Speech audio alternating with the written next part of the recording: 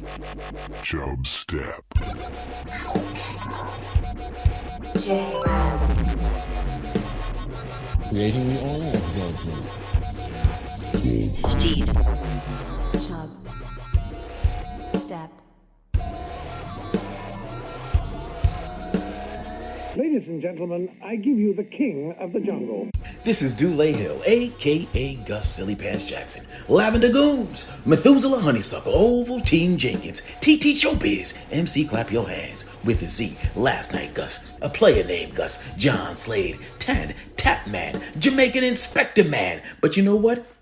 You can call me the number one fan of the number one podcast in the world, Chubstep. Mr. Gorbachev, tear down this wall. And the show started. Welcome. Is this the official 500 intro? Yeah, this is official. Yeah, we tried it a few different times, so this is the actual one. Okay. Chub Yeah. 500. Chub 500. Welcome. This is going to be the most guests we've ever had, even more than the Steed show, the famed Steed show episode. Which We're is going to have tough a to beat. total of 11 and a half guests Wow. during this episode, so it's going to just be kind of one after the other. A lot of people answering the same questions, but first we're going to start off with us answering these questions. Yes. More specifically, next to me, for those that are not on YouTube, is Chubstep Amy and Chubstep Lex. Yep. Hi. And Lex is a baby, so he can't answer. That's why he's a half. Yeah. Oh, God, he's so cute, though. Okay, so we'll keep him head out. So for any of the weird guys out there, you can only see the top of his head. Yeah, if you're a pedophile, do not go to YouTube. Also, don't watch this, and also report yourself and turn yourself. Yeah, go to jail. Okay. Okay, good. The disclaimer, early disclaimer for that. Chub 500, there's a 500 episode, end of season 1 of Chubstep. Season 2 starts next week. All right, Steed. I'm going to start with Amy, and then we're going to get to ours, so that you can take Chubstep Lex. All right, so the first question is, what is your top Chubstep moment? Okay, I actually have a pretty unique Chubstep moment. And if that's the only time I'm going to be a little bit sappy, but I have a lot of moments because in a lot of ways, I feel like Chubstep's a bit of a diary for Jrad and I because he often talks about like the things we do together. I think you talk about like the day that we first met, you talk about that on Chubstep. That is brought up. Yes, but while we're here, I have a little qualm. Yes. I have one qualm, yes. Which is that Jrad will often tell a story that involves me, but leaves me out of it. Okay. He's probably trying to hide your identity. Well, okay. I don't love that. He'll tell a story about something that we did together, and he'll say, "I did this." Oh. And I'm here to say, actually, we did this. I mean, it's. If I did we, then somebody else might take that to mean that they were also involved in that, we, like a collective we, and then they might think we're in a relationship together, or that, and then I might have a stalker or something like that. That's why I don't do that. Yeah. Okay. All right. So just you being on the show brings our viewer rating down because all the ladies that are listening so they can get with Jrad. Yes. They find out he has a wife and child. We lose viewers. This is losing us money. Well, Exactly. Your family is losing money. Exactly. I mean, I guess if it's for the greater good, It is for the greater keep good. Doing Yeah. what you're doing. But just know that my feelings are hurt That's fair. consistently. What about a pop culture moment? Okay, so my pop culture moment, for the Bravo girlies, Scandival had me in an absolute chokehold. Mm-hmm. It was delicious. Scandival. Every single day I woke up like, let's talk about Scandival. Okay. I don't even know what that is, actually. Oh my God, Paul, are you kidding me? It's when I know very little, but all I've heard is Amy talk about this for a long time. I never watched the show really. Tom Sandoval was a character on Vanderpump Rules that was dating a girl named Ariana for a very long time. Okay. And then after years of being on the show together, they found out that he was cheating on her with another girl on the show. So instead of Sandoval, they called it Scandival. Yeah. He was cheating on Ariana's best friend, who was also his best friend's ex-girlfriend, ex-fiance, actually. Yeah.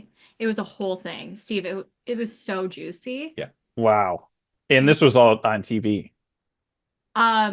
It happened off air, but then they picked up cameras to capture the aftermath, which thank you, Bravo gods. It was delicious. It was Damn. beautiful.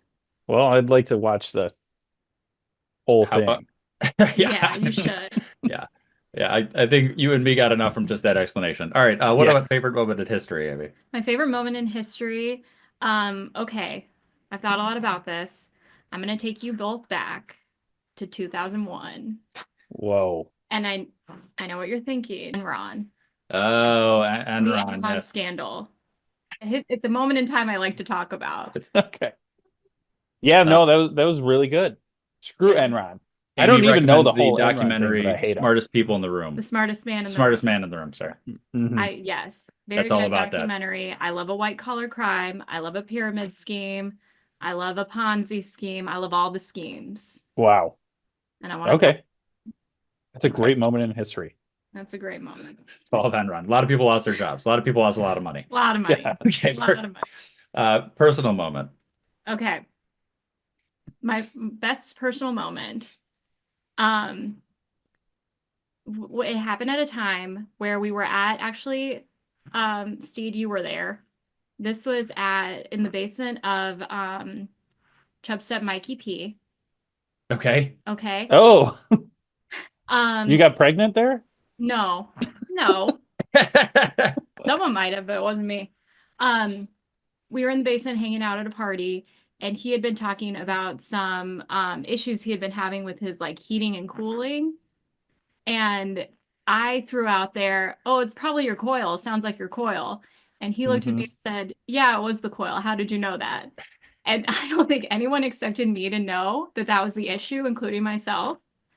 But the look on Jared's face and the confusion on Mikey P, I've never felt better about myself. And I should have no business knowing. And you knew it because of Steed Science, right? Because of Chubstep? Because of Steed Science. No, The this air was conditioner. That was pre-Steed Science? This was pre-Steed Science, I believe. Okay. I'm Jeez. going to give Steed partial credit. You're right. You get half cred. Okay. Yeah, it probably was. Thinking of the time frame of Mike owning that home, I think it Mhm. would have been before. Would have Yeah. predated. Yeah. Yeah. But it was the time where I felt the best about myself. That's fair. And then also I'm a mom. Yeah, whatever. And I love my There's a lot of moms. What about, there's a lot of moms out there. Not a lot of people know about coils. coils. What about cringy moment, top cringy moment? Okay. If I say the name Adele Dazeem, do you know what that means? Yes. She's the main singer. John Travolta. What? John Travolta. Travolta. I don't know the reference. The cringiest moment. I mean, do you want to tell this, Steve? I'll let you. Yeah, John Travolta was announcing the Oscars or some award show. Mhm. Might have been the Tonys. And I think her name is Idina Menzel or something. She Idina was Menzel, correct. Idina Menzel. And John Travolta just reads Idina Menzel like, what is it, Amy? He said like something about like, "Welcome to the stage, the illustrious Adele Dazeem." Adele Dazeem. Adele It was not even close. He was Yeah. not even it was so bad. I think about it all the time. yeah, you'd think you would have heard the name before You'd think he would have. Yeah. or like read the card, known how to read. Oh my god. Just one little, "Hey, how do you pronounce this?" Nope, didn't do it. And he And was that's my Oh wrong. my thing. god. And it was That's cringy. perfect. Yeah. That's perfect. Thank you very much. Welcome. Thank Lex, you very much. What do you say? Lex is going to keep it to himself. He's going to keep Yeah, his vibe to that's himself, smart. and that's probably smart. Yeah. That's good. Yeah. But thank you for being on. All right. Thank you. Thank you. All right, thanks, Amy. Say bye.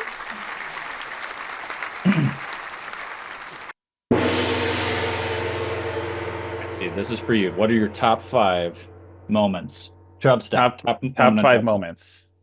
Chubstep moment. Okay, so my favorite one is oh my gosh, and I'm blanking on the name. It was the Go Eat a Carrot. Oh yeah. Well, the book was called Corn Tits, but her name It was called Corn. That was the Tits. book. That was the book. I can't remember. Why am I blanking on her name? Well, it's been a little bit. That's why. It has been a while. Get the name. Crystal. Her name was Crystal. Crystal. Yeah. Okay, so my favorite moment was when we had Crystal on the show because I bought her book. It gave me a reason to buy a book, and that's the first book I've read in years. And it's the only book I've read since. Episode 286. Yeah. Yeah. That's And my I like that. She was making a phallic food cookbook. I don't know what happened to that. We sent her a recipe. yeah. We Nice. gotta check in on that. What about favorite pop culture moment? Favorite pop culture moment? There's been too much in pop culture, but I think the rise of K-pop Okay, has yeah. really, really just taken the world by storm. We need more of it. The boys and the girls. Sure. The boys and the girl dance groups. Okay, both. Yeah, you're right. You're right. I feel like it's a lot of the boy dance groups. We don't get the girl dance groups. Mm-hmm. I like that. Yeah, something you picked up on when you were in Korea. Big K-pop guy now. Oh yeah, huge. Yeah. I liked it before that. What about a moment in history, Steve?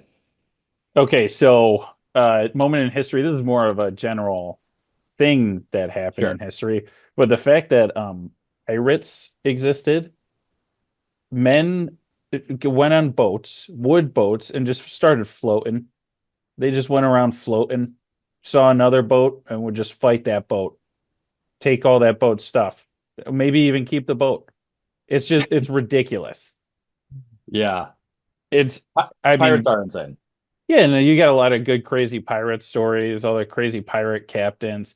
Just what a time to be alive. If I could go back, I would do it. Sounds like it would actually be a horrible lifestyle. No, but it'd be I'm sure great. It'd be exhilarating. It would be exhilarating. There's no It'd be doubt great. about that. Guys getting marooned, guys getting thrown overboard. You know, Steve, you could still go to Somalia right now and join up with some of those pirate groups. Yeah, but they have motorboat boats, Yeah, not as fun. not wind boats. That's a good point. So there's a big difference. What about a personal moment? Oh God, a personal moment. I'd say just, still being single is the best thing that's happened to me. Okay. I see a lot of people with babies and stuff. Yeah, I go to yurts whenever I want now. that's a good point. Okay. I'm just out there yurting. Yeah, It doesn't get lonely. Yeah. The yurts get pretty cold at night, yeah. but that's my favorite thing. Just urine without having to worry about a baby waking you up. Yeah, exactly. Okay, good. It's great. How about cringiest? What's the cringiest thing you've seen? Cringiest moment, I think it was 3 Super Bowl halftime shows ago. Shakira, this is one of my favorite moments in history too. Yeah.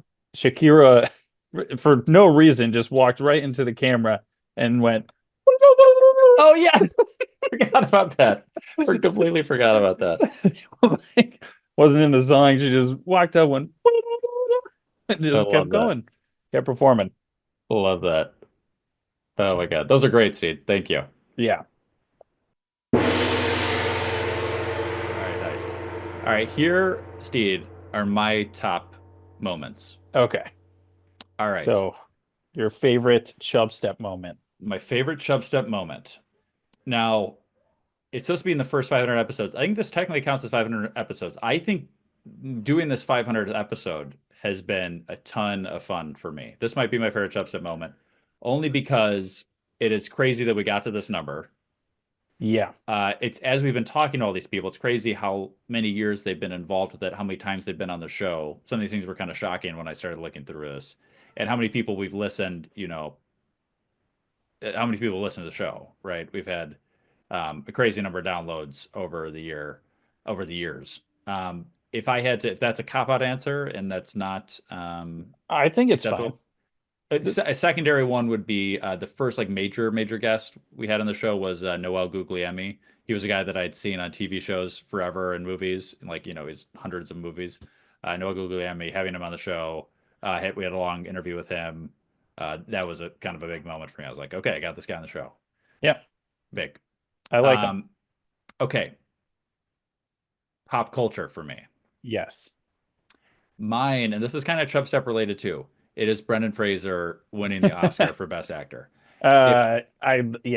Of course it is. I think this is insane because, first of all, if you would have told me after I saw George of the Jungle that that guy would win best actor at the Oscars at some point. I'm in love with the Chinese Like chick. you would never believe that. Yeah. Like He came a long way in his acting chops. it's and first of all, complete cannot be more opposite than he was in George of the Jungle. He is like the most ripped that you can be. Oh Right? yeah. He looks like Goddamn right. yeah, he's insane in that, and acts like he's been raised in a jungle, and then he goes from that to the whale, where he's this massive person, where he was morbidly obese, who's dying because he's so overweight. Wins Best Actor, and also like I was doing Brendan Fraser movie reviews in 2016, 2015, 2016, No, and I at that listened to him. time. I listened At to that like time, all of them. yes, exactly. At that time, he was doing nothing. Like he literally was. He was doing like really either zero It'd be like movies a cartoon. or cartoons Like or he came things out on like like that. Doom Patrol for like 2 episodes. Doom or Patrol was something. 5 years after that, right? That was like Yeah. Doom Patrol was a big role for him for a little bit. So anyway, there was a chunk of time when I was doing that. I just liked him a lot as a child, so I wanted to review him, and I did all of his movies. And anyway, the fact that he kind of came back and did that was awesome. Yeah. Okay, history moments, dude. Yes. I thought a lot about this. I like history a lot. I listen to history stuff all the time. Oh yeah. This was one that I remember reading about in Times for Kids when I was in like 4th grade. We used to have to read those in elementary school. Okay. And I remember the story. And then when I started doing more history kind of research and listening to stuff more recently, it popped up again. It is Hiro Onada. Oh. Do you know this guy? No. This Maybe. is the lieutenant from the World War II, from Japan in World War II, that surrendered in 1974, opposed to 1945 when the war actually ended in Japan. Oh no. You know about the story, right? Yeah, he was just in the jungles. Yes, yes. So this was a guy that was in the Philippine jungle for 29 years after World War II, Man. because he was, even though he had gotten pamphlets, even though people were like, "Hey, the war's over," he was so strong in his belief that Japan would never surrender that he's like, "That's bullshit. It's a trick. It's bullshit propaganda. I'm not giving up." So this guy literally is fighting a war that had ended 29 years earlier. Oh. Finally, they get his old commanding officer to show up, and like that was the final like straw to convince him. He'd be like, "Hey, we're done. Like this has been over." But I work at Samsung now, and life's pretty good for me. yeah, it's pretty good, man. It's way better than this. And he was like, if I remember right, he was like killing livestock in the area and all this kind of stuff. Like he like the people around the area just like, yeah, there's a crazy guy up there. Like Yeah. How do you not just get the cops involved? I don't Hey, know. there's one illegal immigrant, I think. Yeah, you're right. He's just rampaging through the wilderness. Yes. Yes. Gotta get some guys down here. I know. Crazy. So that one, Hiro Onada is that's one of my favorite. That's my favorite moment in history. That's just a crazy story. That is a great moment. Keep fighting your fight, buddy. Okay, personal moment. So like Lil Stevie said, obviously like, it's a 1A, 1B situation between, having Lex, who was on the Chubstep Lex, who was on the show earlier. Yeah. Another top moment for me was this is a couple years ago, 2018, 2019. I had lunch. I was filming. I was a producer on a movie called Albanian Gangsters. It was filming in New York. The main actress in that movie was a girl named Ashley C. Williams.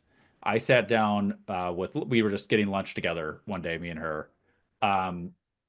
Because we just kind of, time in between things, we're waiting. Yeah. And that's when I find out she was the main girl in Human Centipede.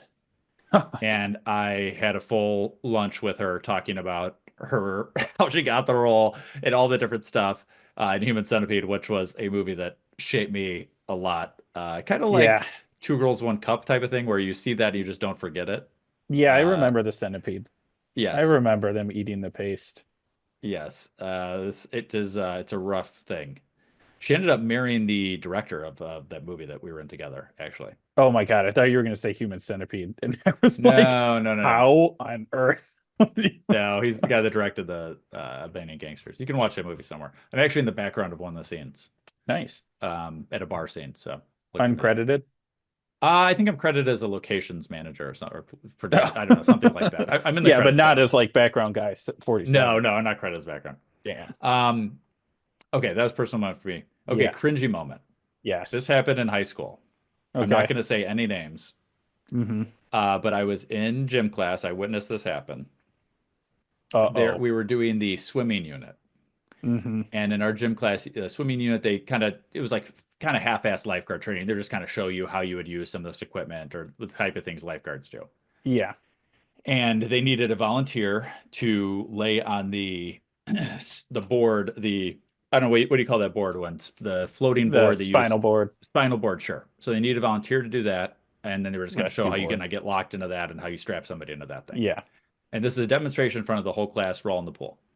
The teacher that we had at the time was a younger female teacher. Mm-hmm. I would say Blonde. one of the more attractive gym teachers there. Yeah, she did. She worked out. And we have a young high school male in just his swim trunks that is now being locked onto this thing. He proceeds to get an erection during the class, and he cannot do anything because he is He's locked into the board. strapped on the board in front of the whole class, horizontal, like eye level with everybody's, like where everybody is. He is right at eye level. And that was one of I think probably the cringiest moment I definitely have ever witnessed. Yeah, that's bad. And I mean, he just unlocked a bondage fantasy that he never knew. He's probably still trying to recreate that moment to this day. Yes. Yeah, that's a tough one. That would be. You're telling me the name right after this? Yes, I will. Yes, I will.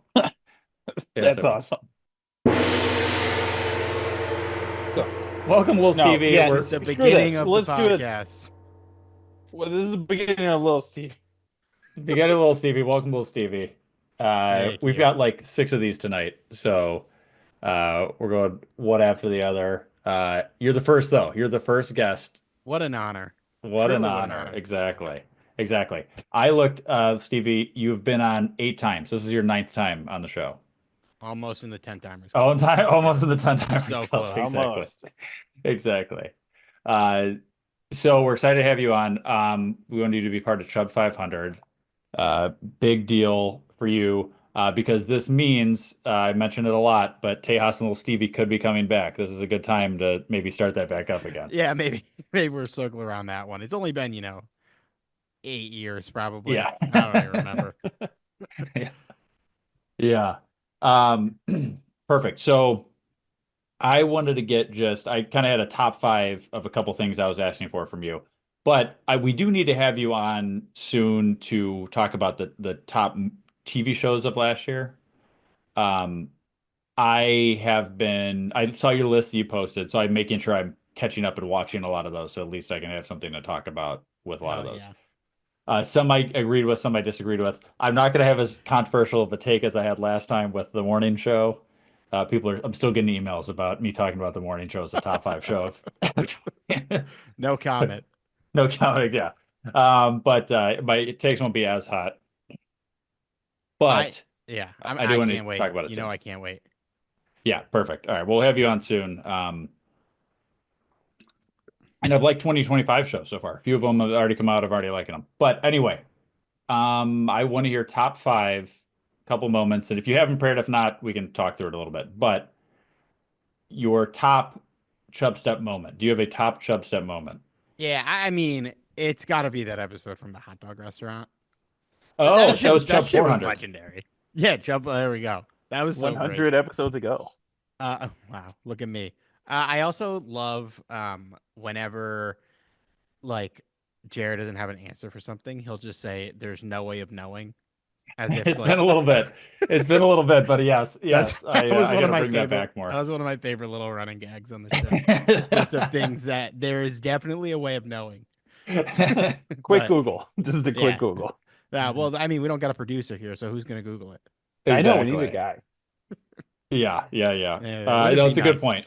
It's a good point. Those are good ones. I definitely got to bring back the no way of knowing. Do you have a favorite pop culture moment?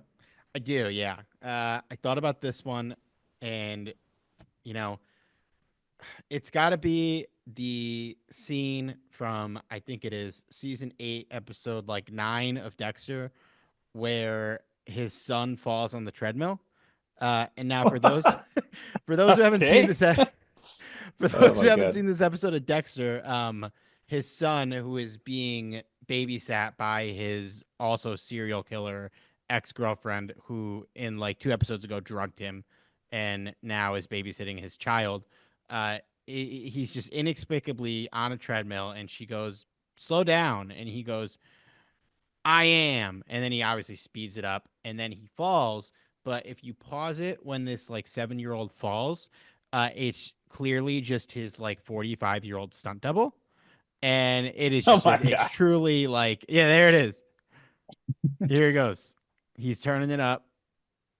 There's the big legs. It's just, oh, is he not gonna I want fall? to see this kid eat it. Whoa! There it is. Oh, like a bunch. This person What obviously the? is. I don't know what this replay. Oh my This is God. this is a full-grown male that falls on this thing. Yeah, like, people relitigate the ending of Dexter all the time, especially since the reboots, plural, I guess, Yes. have come out. We don't revisit this enough, and I will just continue to bring light on it because it is just truly like just legendary stuff. Oh my And God. I'm glad they keep making the show because, like, hey, I watched that winter show. That was pretty dope, mostly. Yeah. Yeah. But like, He just went to the snow. Oh yeah, my God. we're out of Miami. We're in the snow. The This is next a. one, I blocked that moment out of my memory. I completely blocked that out. Okay, yeah. Favorite moment in history.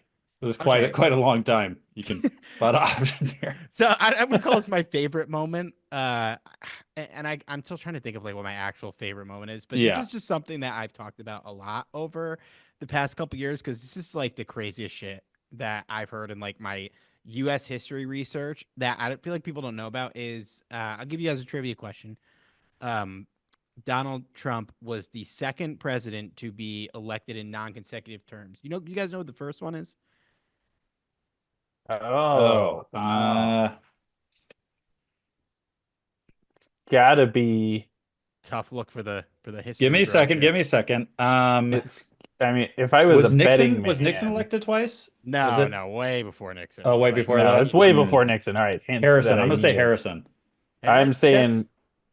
I'm saying Gerald Ford. Gerald Ford. No, So he Gerald said Ford was he- never elected president. Well, he was the Ford He said- Motor Company guy, so Harrison was a good guess because Harrison, who Was the guy in between? I'm assuming, yes, he was the guy in between. I'm assuming you don't know this man's first name, Jared. You just guessed the old timey name. But it was Grover Cleveland. Grover Now, Cleveland. oh, Yeah. Big Grove. I want to clarify that none of this is my favorite historical moment, but it is the one I enjoy talking about the most because it's Yeah. crazy. Yeah. So our guy Grover Cleveland, he is actually a bachelor when he arrives in the White House. Nice. And well, you say that now, but so he actually gets married while he's president, the only White House wedding ever, to this girl Frances Cleveland, who was pretty fucked up. His goddaughter and was like 18 when they got married, and this man was like in his 40s. Nice. The only White House wedding ever is this. It's the only time it's happened. And our girl Frances obviously long outlives not our guy Grover Cleveland. Yeah. Certainly not my president. Yeah. Long outlives him, and in her later years ends up becoming an advocate against women's suffrage.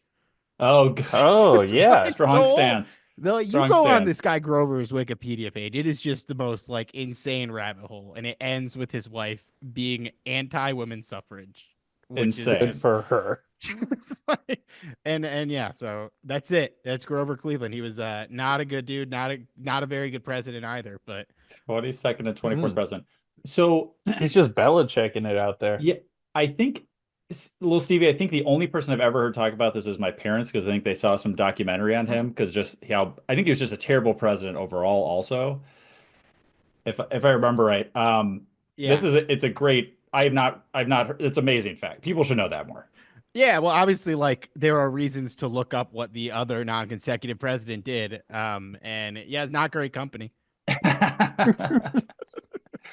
Yeah, that's a great fun fact. Great fun fact. Yeah. All A right, not so fun fact, but fun nonetheless. Can you imagine if we had a White House wedding? Like this is the only one. This is the only time it's ever Oh, happened. the TV dramas that would be made. Yeah. I would love it. It would honestly be kind of sick. Although I'd I try hope to there's go. better circumstances. I'm wondering how, like, would it be like a British royal wedding? Would it be like this all-out extravaganza, or would they be like, oh, if I do too much, then people are gonna be like, we're spending too much money, taxpayer money on this? I don't know. No, it better be expensive. We're gonna look weak if you go to a freaking Steak and Shake for the Yeah. wedding or something. I think Yeah. it's safe to say that if this ever happened, the opposing party would call it a waste of money. Yes. Yeah. Oh, you're right. Very I good think we point. could No see matter it. what. Yeah, no doubt Yeah. about it. That's a bold prediction. Shout out That's a to very my other old podcast. Yeah. Love that. Okay, personal moment. Lil Stevie's personal moment. Top. Personal moment. I think number 2 would probably be my child that was born recently. Nice. That's a good number one. 1, of course, would be the time I had brunch at Jared's apartment. Yeah. I don't want to be insulting your condo. Wow. Right? Easy Just answers there. Easy a true answers. gourmet brunch.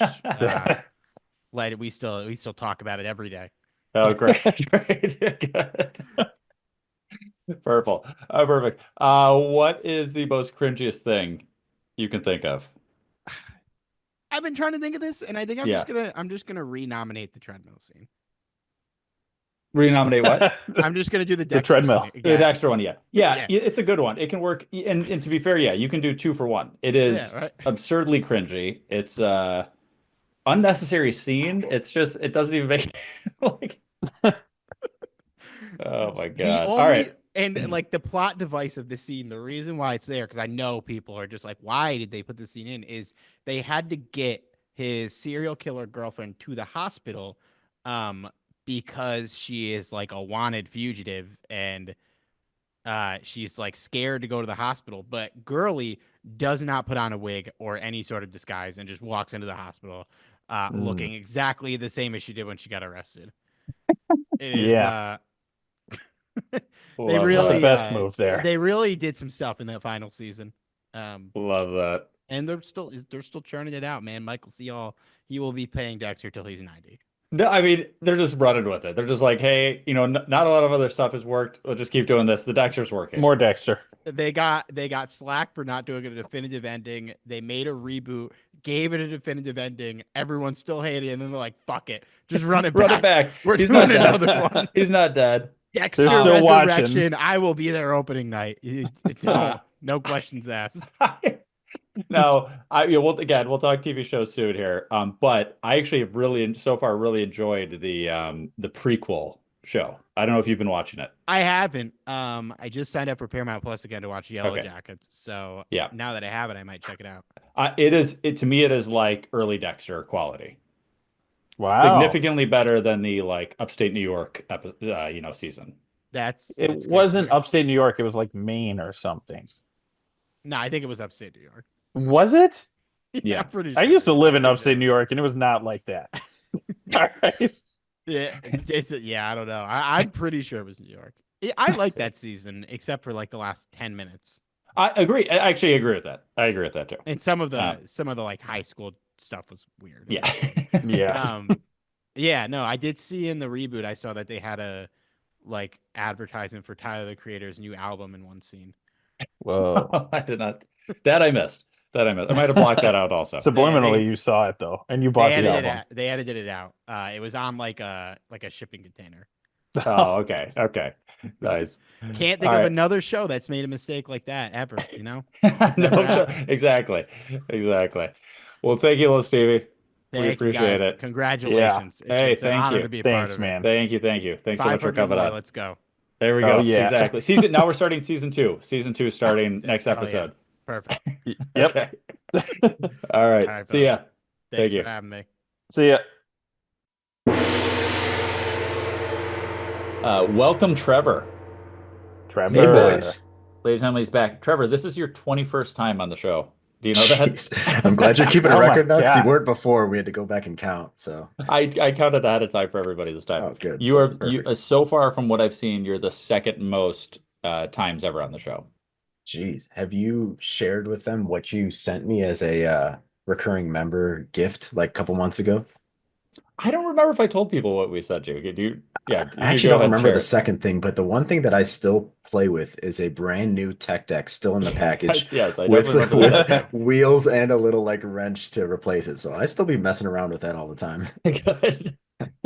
Classic tech decks. And then there's definitely a Chubstep shirt, and then there's probably one other thing in there. Yeah, I think you sent what was it, 93 or 94 BMW? Yeah. And just left Yeah. it at the place with the keys. Yeah. That was pretty Yes. nice. Yeah, I Yes, way yes. beyond what I was expecting. So Enjoy the maintenance. yeah. All right, so Trevor, I sent you we're asking the same people the same questions. Not the same people, different people the same questions. Yeah. Either way. So this is top 5 moments, and so they're kind of different things. But the first one is a top 5, or just the number one Chubstep moment of yours. You Yes, have let me. I do. Yeah. It was BS before Steed. It was it was the Morton Grove Chubstep parade Oh, podcast. yes. Oh yeah. That was a good time. I was executive producing from the back seat while you and your other host were managing the parade podcast. That's right. Yeah, we had Vaughn's God, car, I think it was at the time, Vdog's yeah. car, and we just taped a bunch of like Chubstep stickers all over the side. And then we had a lot of people run up The to the people were window. going crazy, bro. Yeah, they loved it. It was fun. That was a fun Yeah. time. Yeah, that's a good one, Trevor. That's a good one. I had slightly forgotten about that, but Yeah, that was a I'm good trying one. to think of the time frame. I couldn't remember the year for that though. I should have gone back to see if I could find it, but I had to guess like 2017, 2018. yeah, post production will put it Sounds in about the right. pod, so we'll be fine. That's true. Yeah. That's true. What about pop culture? Do you have a favorite culture moment? Yeah, that one took me a second to think of something, but Yes. you know me, I love sports. You know, I got balls Yep. behind me over here, balls behind me over there, and I think it had to be Mhm. the Kim Kardashian, one of her earlier marriages to Chris Humphries. Yes. Oh yeah. A borderline bench player for the at the time New Jersey Nets. Yes. That lasted a whole 72 days. So There you and go. then That did seem so random. yeah, it is. And like I'm sure she wants She to was forget still about it. moving up in the world. Yeah. So she had to sleep with a mid-tier NBA player, you know. You know what? Chris Humphries probably made her whole career, for being honest. Yeah, Yeah. we have a lot. Yeah, she has It, a lot it to brought thank her a him lot of for. legitimacy. Yeah. Yeah. How's he doing? Anybody check on him? Who knows, bro? He looks like a like an Aldi brand Blake Griffin, and I just man, I think he only had like 5 or 6 years in the league, so Yeah, never that great of a player. no, not at all. So Yeah. All right. How about a favorite moment in history, Trevor? yeah, this one took me a second, but I had to go through some, and I have the dancing plague of 1518 is my favorite moment in history. Oh, the dancing plague. Yeah. So it took place in the Roman Empire, Okay. 1518. And one day, What year some did you lady, say? 1518. That's Yeah, way after the Roman Empire. you look it up. Look it up. It's the fall of Rome happened at like the 1,000 years before that. All right. Well, maybe it was the Yeah, USSR or but something else they like still that. might Yeah, have I don't had know. Rome. You're I don't know if right. it was Italy Okay, yet. sorry. I just Maybe there under was people Roman that call reign or themselves something like Roman, that. but the Roman Yes, Empire yeah. itself was collapsed by that point. Is Rome still not an empire right now? Good. That's a good question. That's a good Wow. question. So essentially, some lady was just started dancing in the street one day, and she just didn't stop. And then a bunch of other people joined her. And over the course of 2 months, these people just didn't stop dancing, and over 400 people died from like dehydration and lack of nutrition. And people just could not figure out why, and just kind of chalked it up to insanity. Was there no And then music? Like this is just So at one point, people were like, "Ah, this is a joke. We should set up a stage and we should bring some bands in." And then the bands got tired and they kind of just stopped playing because they realized this wasn't really like a joke or anything, and people were just dancing, and they kind of stopped playing the music. And they brought in dancers on the side, like okay. to kind of encourage them. And the hired dancers got too like malnourished as well. So like, well, Oh we my gotta God. stop. So This, so I yeah, think this is 400 what plus people Footloose died was over two about. months. Yeah, surely. Oh my God. That's wild. That is wild. Yeah. Death by dancing. Yes. It'll get you. What about a personal moment for you, Trevor? You know, this one took me a while because I don't think the best moment in my life has happened yet. So That's we'll fair. just It was just so Oh. far. So far. That's a good way of looking at we'll it. run this back to within the last couple months Okay. in which I got very much into Pokemon cards. Okay. Interesting. Oh my God. So I've got some crazy pulls for you right here, boys. So we've Okay. got this Whoa. the crown jewel is this Jolteon EX. Whoa. Raw, ungraded, No. $240. 240. If this Wow. grades at a PSA 10, it'll be nearly $1,400. Are you going to get it Oh my graded? God. Oh, absolutely. Yeah, it costs like Yeah. $25 to $45 a card to Yeah. get them graded. I have a rookie Oh my LeBron God. card I want to send in too, but I've got some other sick ones. Like I got this Vaporeon EX, Oh yeah. Big Vaporeon guy. sick Zapdos that I just pulled last week. Hell yeah. Hell That yeah. one's like Nice. $200. This thing I'm not too familiar with the newer Pokemon, but this one's called Suicune. And then this where's my gold Mew? That's one. I have a gold Mew somewhere too. I don't know where I left that one. But there's a gold Mew somewhere too. I don't And believe We it gotta put until I these see it. in some type of Oh, here we case. We got it. They're all in like plastic cases. There's the gold Mew. Okay. Okay. Oh, Good, wow. good. Yeah. Mhm. Beautiful. I'm Beautiful. pretty hyped about these. So, and so far, like I don't want to get into like gambling and stuff, but the money I've put into it I'm way in the green right now, boys. Way in the green. All right. Okay. So you're just well, doing this as like a money, like as a a hobby. collection type thing, or is Yeah, are you see, playing the cards? Are you going somewhere playing the cards? No. Yeah, I'm put sure 'em I'm not that down. much Put into 'em it. on the I don't go table. to like these like fold card table tournaments and play them. What- And When Pokemon first came out, I was going to a place oh, really? that was it was near my parents' house, and we would go and play. Happened for a couple times Yeah. over a couple months. But I did go and play. I've been What was getting your into that. record? Yeah, what was Undefeated your record? always. I've been getting into that Undefeated, okay. Pokemon app. There's like a trading card game app now, Yeah, and that's been a blast too. So good times. good times. The- All right, the inner Trevor. child. Yeah. Cringiest moment. This one was tough for me because I didn't have anything for this. Okay. So I'm going on DeepSeek AI, the Chinese ChatGPT, Okay. Good. and I'm going to search the Whoa. cringiest moment in history. Okay. Maybe you can see it in the reflection in my DeepSeek. glasses. It just looks pretty white. All right. Well, the screen is white. It's That loading. adds up. That adds up. ChatGPT would have had this done already. That's all I'm saying. Okay, so here we go. I'll just give you the number one answer. Defining the cringiest moment in history is subjective and depends on Yeah, the cultural, social, and personal perspectives. However, some moments are often cited as particularly awkward or cringeworthy due to the bizarre, embarrassing, or tone-deaf nature. Here are a few infamous examples. The 2017 Fire Festival is number one. Okay. Okay. Yeah, so There you go. that is my final answer. Talked about Talked recently about on that. Chubstep too. Yeah. Yeah, really. Yeah. Yeah, that's number one. It's number two is Steve Harvey's Miss Universe mistake when he announced the wrong winner. But yeah, we're going with number one, Oh. the 2017 Fire Festival. Fire Vessel. There we go. All right, Shout good. out Those I heard cringy. they tried Fire to Festival. reboot that. I saw that a couple months ago. They were trying to do Yes, Fire As Festival they too. should I have. was like, As they should just have. Yeah. change the Run it back. name. Run it back. They're doing Nope. a Titanic too, apparently. already too. got I the don't know if you've brand. heard about Yeah, that. I did see that new Titanic. Does it? I don't know if it comes with the hole in it or do they have to do that? And I don't know. I don't know. I'm sinking it. Whatever it is. That ship's Yeah. going down. God. Well, Oh, yeah. thank you, Trevor. And congrats on the 21st time on the show. We hadn't really thought about a 20 timers club. But Boom, bump it fine. up to That- 50. The We're bumping standards it are to going 50 up to because- 50. yeah, The we tech got to deck get will more hold me funds. over, We got to so get we're more fine. funds. Yeah. But yeah, thank you for being a big part of the first season of Chubstep, the first 500 episodes, first season 1 of Chubstep. Yep. Season 2 starts the week after this. Starts next week.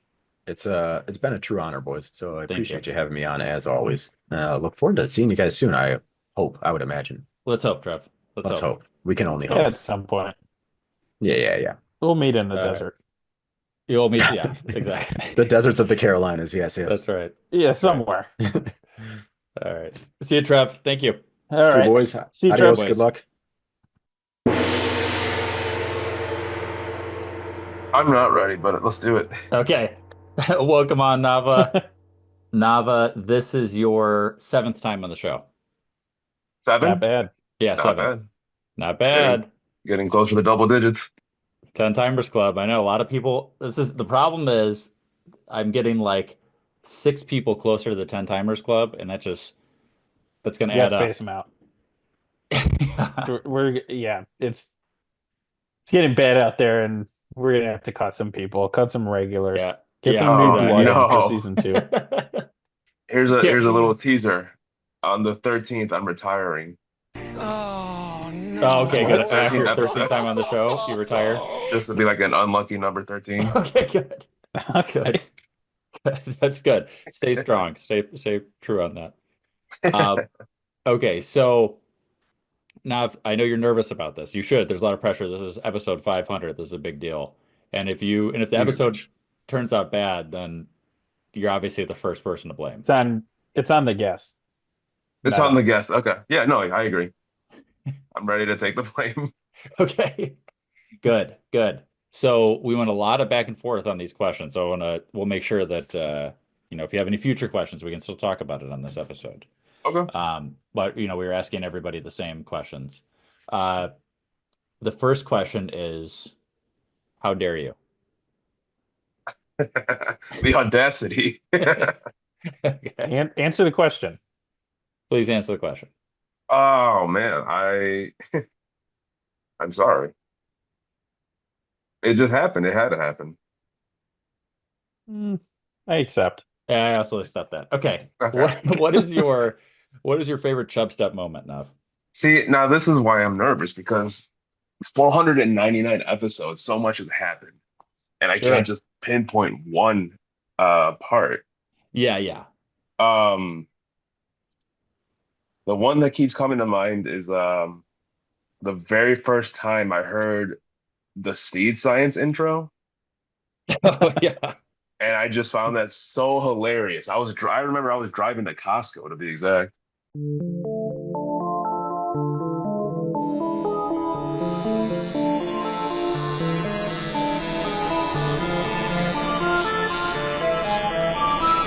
Everything in this world is made up of matter. And those matters behave with each other in certain ways. And that, students, is chemistry. Everything in this world is made up of matter. And those different matters behave amongst each other in different ways. And that, children, is Steed Science. And when I heard that, I just could not stop laughing. I had to pull over. I found some like just professor talking about science on like some free sound website, and then just added a bunch of sound effects to it. It's the most ridiculous thing. It makes no, yeah. And That's a then good Paul one. at the end saying, "It's Steed Science." I think it's actually me saying that, by the way. It's you? Yeah. Oh man. I think Well, so. I that don't kinda remember waters it ever down. recording that. Yeah. Good, no, Sorry, good, Nav. good. But I would probably say that's pretty good. Yeah, that is a good one. Yep. All right. Okay, that was episode 202, May 23rd, 2019. Steed, the first Steed Science. I think that's if it wasn't that episode, then it was a couple weeks 223. That might have been the first time we had that. But that the first segment was episode 202. Nice. Now, Yeah, I thank you. don't think the intro came out. It might not have been out until 223. Yeah, that was I think a Smacko requested thing. Yeah. Oh, you're right. You're right. It was. Smacko. Smacko. Yeah, that's right. Smacko. All right. Now, pop culture. What's your favorite pop culture moment? So the obvious answer would be like Taylor Swift and the Eras tour. Okay. So I decided to like not go that route. Okay, because it's too obvious. Yeah. It's too obvious. Yeah. And I'm gonna give a big shout out to Chapel Roan. I'm really big on Chapel Roan right now. Mm-hmm. Who isn't? Who isn't? The Hot to Go song, shit, it's Okay. on repeat. Mm-hmm. HOTTOGO. Yeah, that's right. That's what we're saying out there. I sing it in the streets. I sing it out. I sing it at work in the morning meetings. I was singing some Chapel Roan on a mountain. I was climbing a mountain last weekend, and I was just singing a little Pink Pony Club to myself. Pink Pony And then, Club, yeah. yeah, a little hiker comes up the hill. I didn't see anybody in like 2 hours. I was just like, oh, that's embarrassing. Singing Pink Embrace supposed to it. Pony hear that. Club. You weren't Embrace supposed to it. hear that. All right, Chapel Yeah. Roan, interesting. That's it. Okay. The Rise of Chapel Roan, your favorite. I like it. My favorite Uh, female artist currently. There you go. What about history now? Favorite moment in history? I would have to say, well, I want to keep it strictly Chicago. Okay. So I would probably say like Prohibition era Al Capone. Okay. You just liked The gangsters. you The liked having gangsters. gangsters around. You liked people kind of getting Love shot it. in the streets. Oh yeah. Yeah. Like the old time cars where they have like the things on the windows where you can like pop it open. Oh yeah. And My bug just- has that. My bug has that. and it's like perfect for a Tommy gun to go right out there. We need that. That's We need to right. bring it back. That's what Now, we need to do. Did you watch Boardwalk Empire? I've seen a couple episodes. I've never seen like the whole thing. Capone but- comes in the Yeah, I would say like middle Al of it. Capone is actually in that movie. It's actually one of my favorite shows. I think if Al you Capone started himself is in it? well, somebody playing Yeah. Al Capone. I mean, it was made. Oh, they didn't bring it back? They Damn. did not bring it back. If you started at the beginning, No, they filmed it back in the day. yeah, they filmed it back then and then redid the footage. Yeah. If you start it from the beginning, and if you're into that sort of era of things, it's a very good show.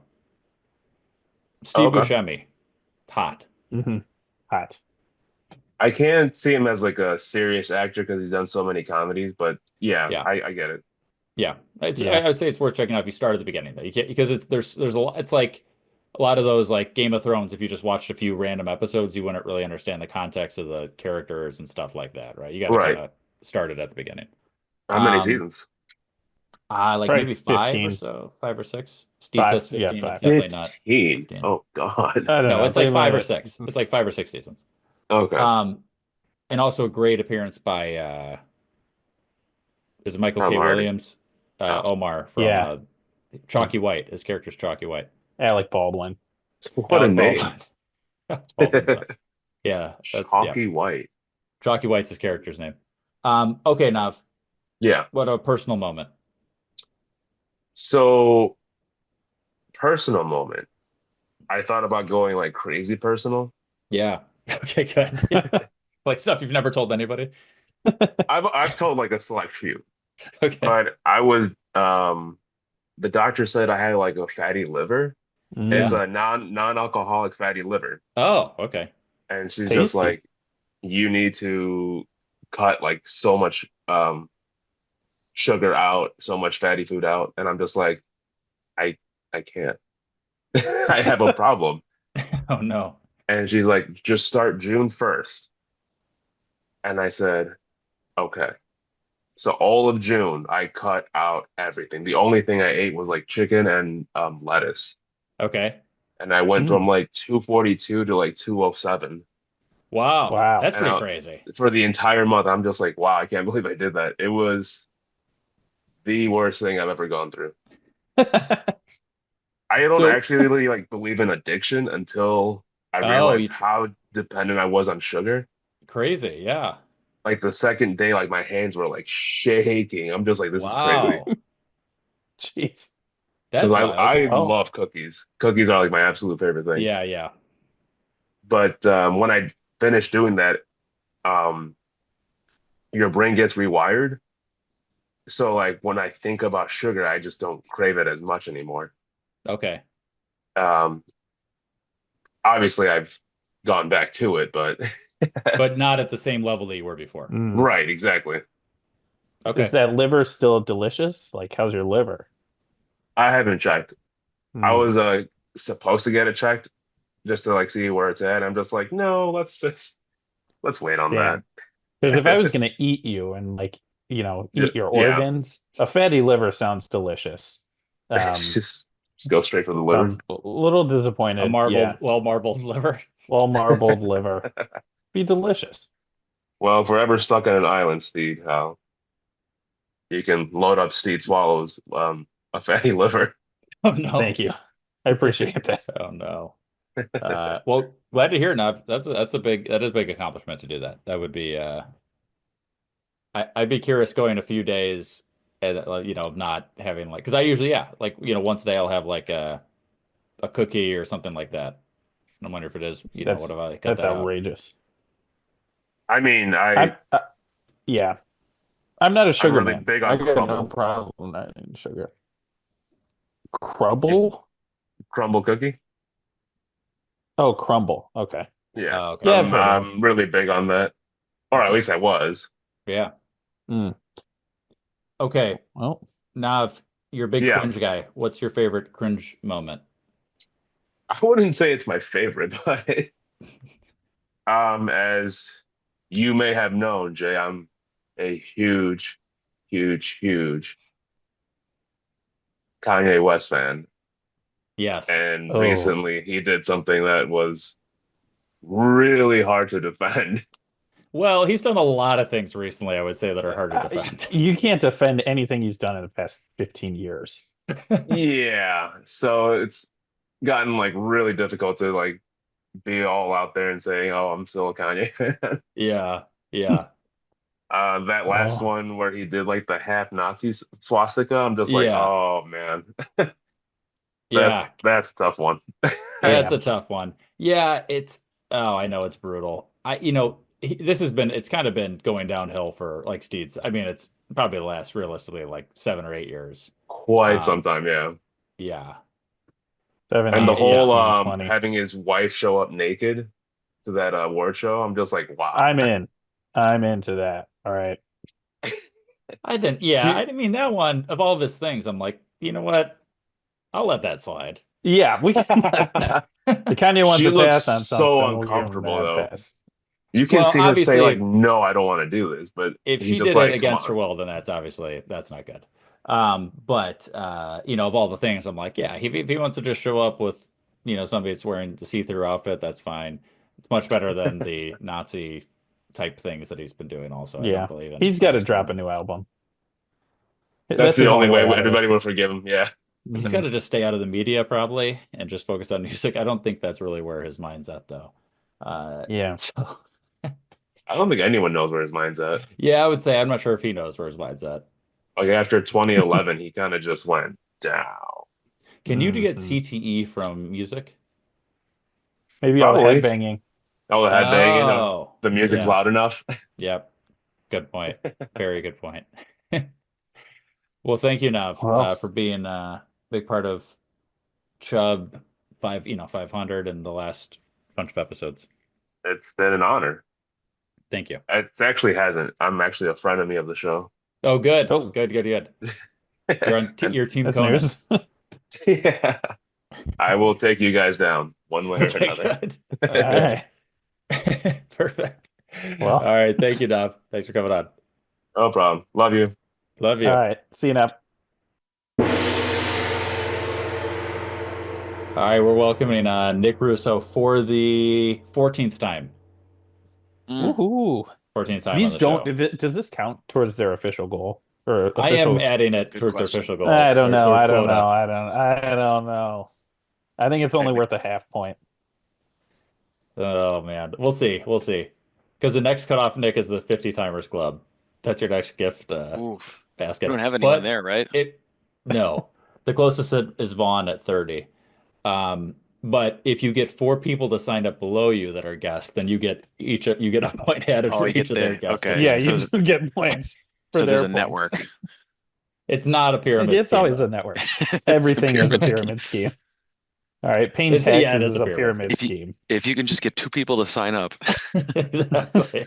There's a little buy-in. There's a buy-in. There's always a buy-in. All right. Well, thank you, Nick. We'll go back. I realize, Nick, we got to have you on like in the next like 2 weeks again, if possible, to just go over the Oscar movies. Yeah, that's true. That's coming up real fast. Like It is something in coming up. March. Have you seen them all? Have you caught up? I have many to see still. I've probably seen half, Okay. but Okay. So then you let me know when you're ready, and then we'll do it.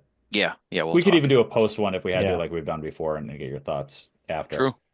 I've got to watch every single movie that Ever. is Literally, I don't think I've watched a movie in the last year, other than like Lord of the Rings one weekend. I remember that conversation from last year. Yeah, Yeah, it's nothing's every changed. year. It's every year. The Oscar episode comes on, I just sit there quietly. Smiling like a good boy. Yeah, Yeah, like a exactly. cheerleader. Exactly. Yeah, just emotional support. Emotional support Mhm. Steed. That's what I call him. So Nick, yeah, you welcome also, and thank you. Like we've been saying, thank you for being part of the past season 1. I guess season 1 of Chubstep. Yeah, Yep. you're Yeah. welcome. Thank you for including me and Yes. making me a part of it. Season 1 has gone on for what, at least 10 years? Yes. Yeah, it has been almost like 9.5 years. Yeah. It was Yeah. time for a second season. It's time for a second season. This is maybe the longest season of any sort of media program ever. Seriously, this is up there with the Simpsons. Well, it's probably Yeah. more minutes, I would say. Yeah, more minutes per season. Yeah. Now, when I appeared at Marquette, that wasn't Chubstep, right? Or that wasn't. I was not counting. I'm not counting any of that. Yeah, okay. Yeah, Yeah, you're stop right. trying to Because that was boost your not numbers. Chubstep. I don't think that was Chubstep. No. That was like preseason. Yeah, it's like exactly. It's like preseason. It's practice. All right. So Nick, we got 5. I told you about these 5 things we've been Yeah. asking everybody. What is your favorite Chubstep moment? So I've been thinking about this a lot. It's keeping me up for days. That's what I like to do is disrupt sleep. And I have to go a 1A, 1B situation. I'm gonna cheat Okay. a little.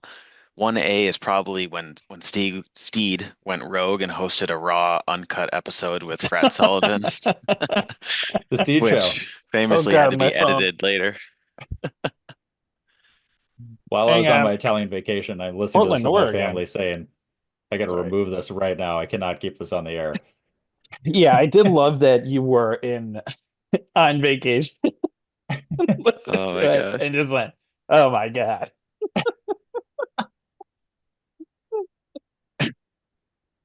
So that Good was times. great. Yeah. That was a more recent one. Yep. And then 1B or runner up would be the Wahlburgers live episode from years ago.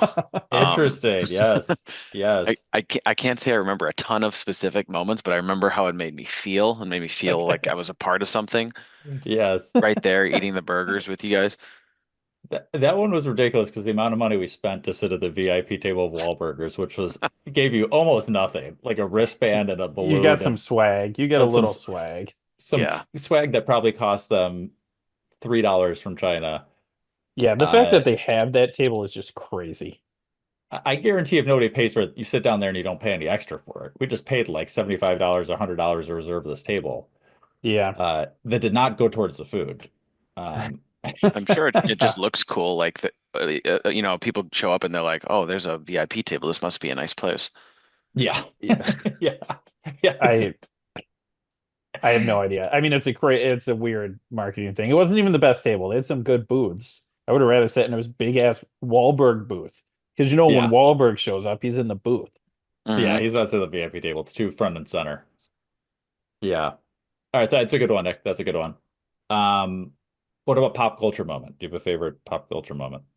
I asked Chubstep Leslie, and she said is it the black dress or the blue dress, whatever that Facebook thing was? That was her. Yes. That was hers. I'm gonna go with Alex Honnold free soloing El Capitan in Yosemite. Wow. Because I don't think anyone else is gonna pick that, and it's just a physical feat, mental It's too. been all over the place with people's favorite Yeah, moments. it's been very interesting. Everybody's had a really different answer. Mine is the Yanni Laurel. Nice. Are they saying Yanni?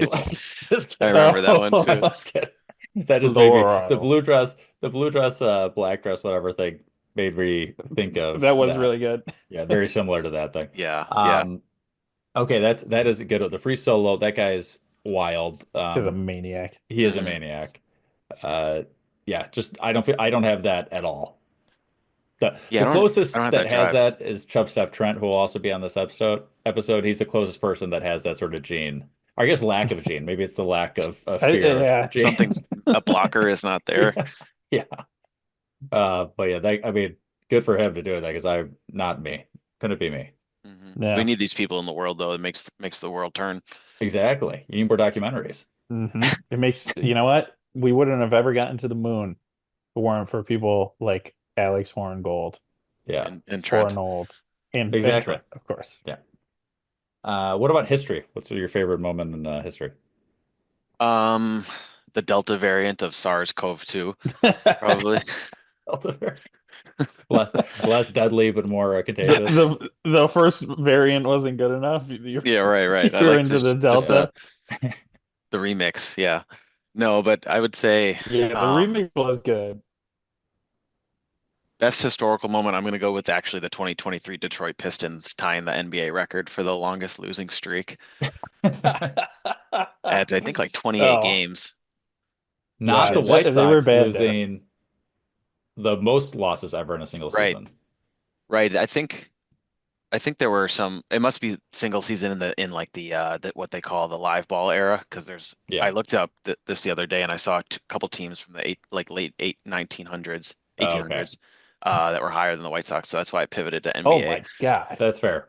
20-game losing streak. Yeah, that's a tough one. That's a really tough one. I don't like when you're in that team. I don't know if you're trying to like, God, we got to get out of this. Or are we like, hey, we suck anyway. We're setting history by losing these games. What's the point of winning? Like, we're not going anywhere. I mean, I think the fans end up thinking that way, the latter, where it's just like, this is kind of interesting. Something that's never happened before. Yeah. I actually remember the day they broke the streak and they won a game, because it was getting to the point where it's like they have to win a game. And they're like plus whatever, plus 900 to win. So I kept putting $5 on them. Because I'm like, they're going to win eventually. And they did. They beat like the Lakers or something. And people were just so pissed. Because everyone had been betting the Lakers or whatever team they were playing. It's got to feel bad to be that one team. You know, the opponent is probably, it's a psychological thing every night. Like, we're not going to be that team. Yeah, we can't be that. Don't lose. Yeah, exactly. You do not want to be the team that loses, right, to that. Yeah. Yeah, that's what you don't want everyone to be on the other side of a record. Nice. I like that one, Nick. What about personal moment for you?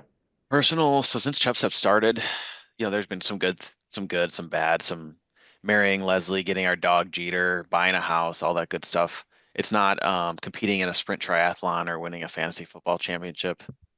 These good things that happen to me. I think my favorite personal moment is pretending I have so much clout with movies to the point where when I create my top 10 list every year, Chubstep, Drew, and Gwen make it a point to watch everything on my list. that just makes me feel all warm and fuzzy. Nice. I like that. Yes. That's great. I wonder if because we had to obviously talk about that list coming up here. Not only Oscar list, but I mean, also I'm sure what kind of were your top movies of the year. Right. They're probably focused on the Oscars, which I respect that. But if and when we do get on that episode, we can go through some of our personal favorites too. Okay. Give me a preview. What's your number 3 movie? Number 3, Dune 2 is Dune 2, probably baby. my number 3. Okay, I did see Dune 2. I've seen it. Nice. I'm all There we in on go. Dune. That's like awesome, the only Steve. movie I've seen. That's it was amazing. so good. Yeah, I was lucky enough to see it in theaters, which like that Yeah. that theatrical experience is unreal with the sound and how big it everything is, the spectacle. I can't believe there's movies better than that out there. So I might have to watch number 1 and 2 this year. That's big for you, Steve. That's That a is little Like 3 movies 1 year. Get out of here. That's a lot. Don't work you? too hard. Who are you? Nice. I like that one. What about cringy? Do you have a top cringy moment? Now, is this personal cringy or like something? This could be anything. Something Okay. you've witnessed, just something you've seen on TV, something you've heard about. Yeah. Personal cringy would be in Italy a few years ago. So to prep for that trip, I learned a bunch of phrases and like useful words here and there. Yes. Like most do. But there's this one time we went to a restaurant and I tried to ask for a table for 2, but I said what equates to, can I have an apple for 2 in Italian? And I got this really funny look from the hostess. That's and great. I kind of It would like one big knew it apple. immediately. Mamma mia. That is, Nick, you and my mom would have been great in Italy together. For some reason, when we went to Italy, her mind just turned to mush when it came to any sort of language thing. Instead of like cacio Even e like when pepe, she had the words in her, like she oh would have yeah, known even it. if she knows the words, like instead of cacio e pepe, she said cacio e pepe. Yeah, my Steve would like this one. I made the Korean bibimbap for my mom once, and she kept calling it Oh yeah, bibbity bop. bibbity bop. Like That's not more as a fun to joke say. either. I call it bibimbap. Yeah, bibimbap. Okay, Wait, it might be called bibimbap or it might be. bimbap. I don't even know what it's called. But we know it's not bibbity bobbity. It's not bibbity bobbity. That one's a little far off. Yeah. Yeah, there was one where she was talking about the appetizers. Yeah, we'll get the appetizers après, I think is what she said, which is actually French for after, I believe. Oh, True. So not only Yeah. did she say the wrong language, but she also asked for the appetizers to come after the meal. Yeah. It's just That's adorable. That's a good No, move sometimes. I only Yeah. messed up that one time, but my thing would always be like, I have this perfect sentence or question to ask, and then when it's time for the response, I don't know what they just said to me back. Yeah, to me, you know? exactly. That's the problem with memorizing Yeah. the things and not knowing the whole language. Yeah. Yeah, exactly. All right, I like that, Nick. Those are good ones. Well, thank you very much for Yeah. coming on.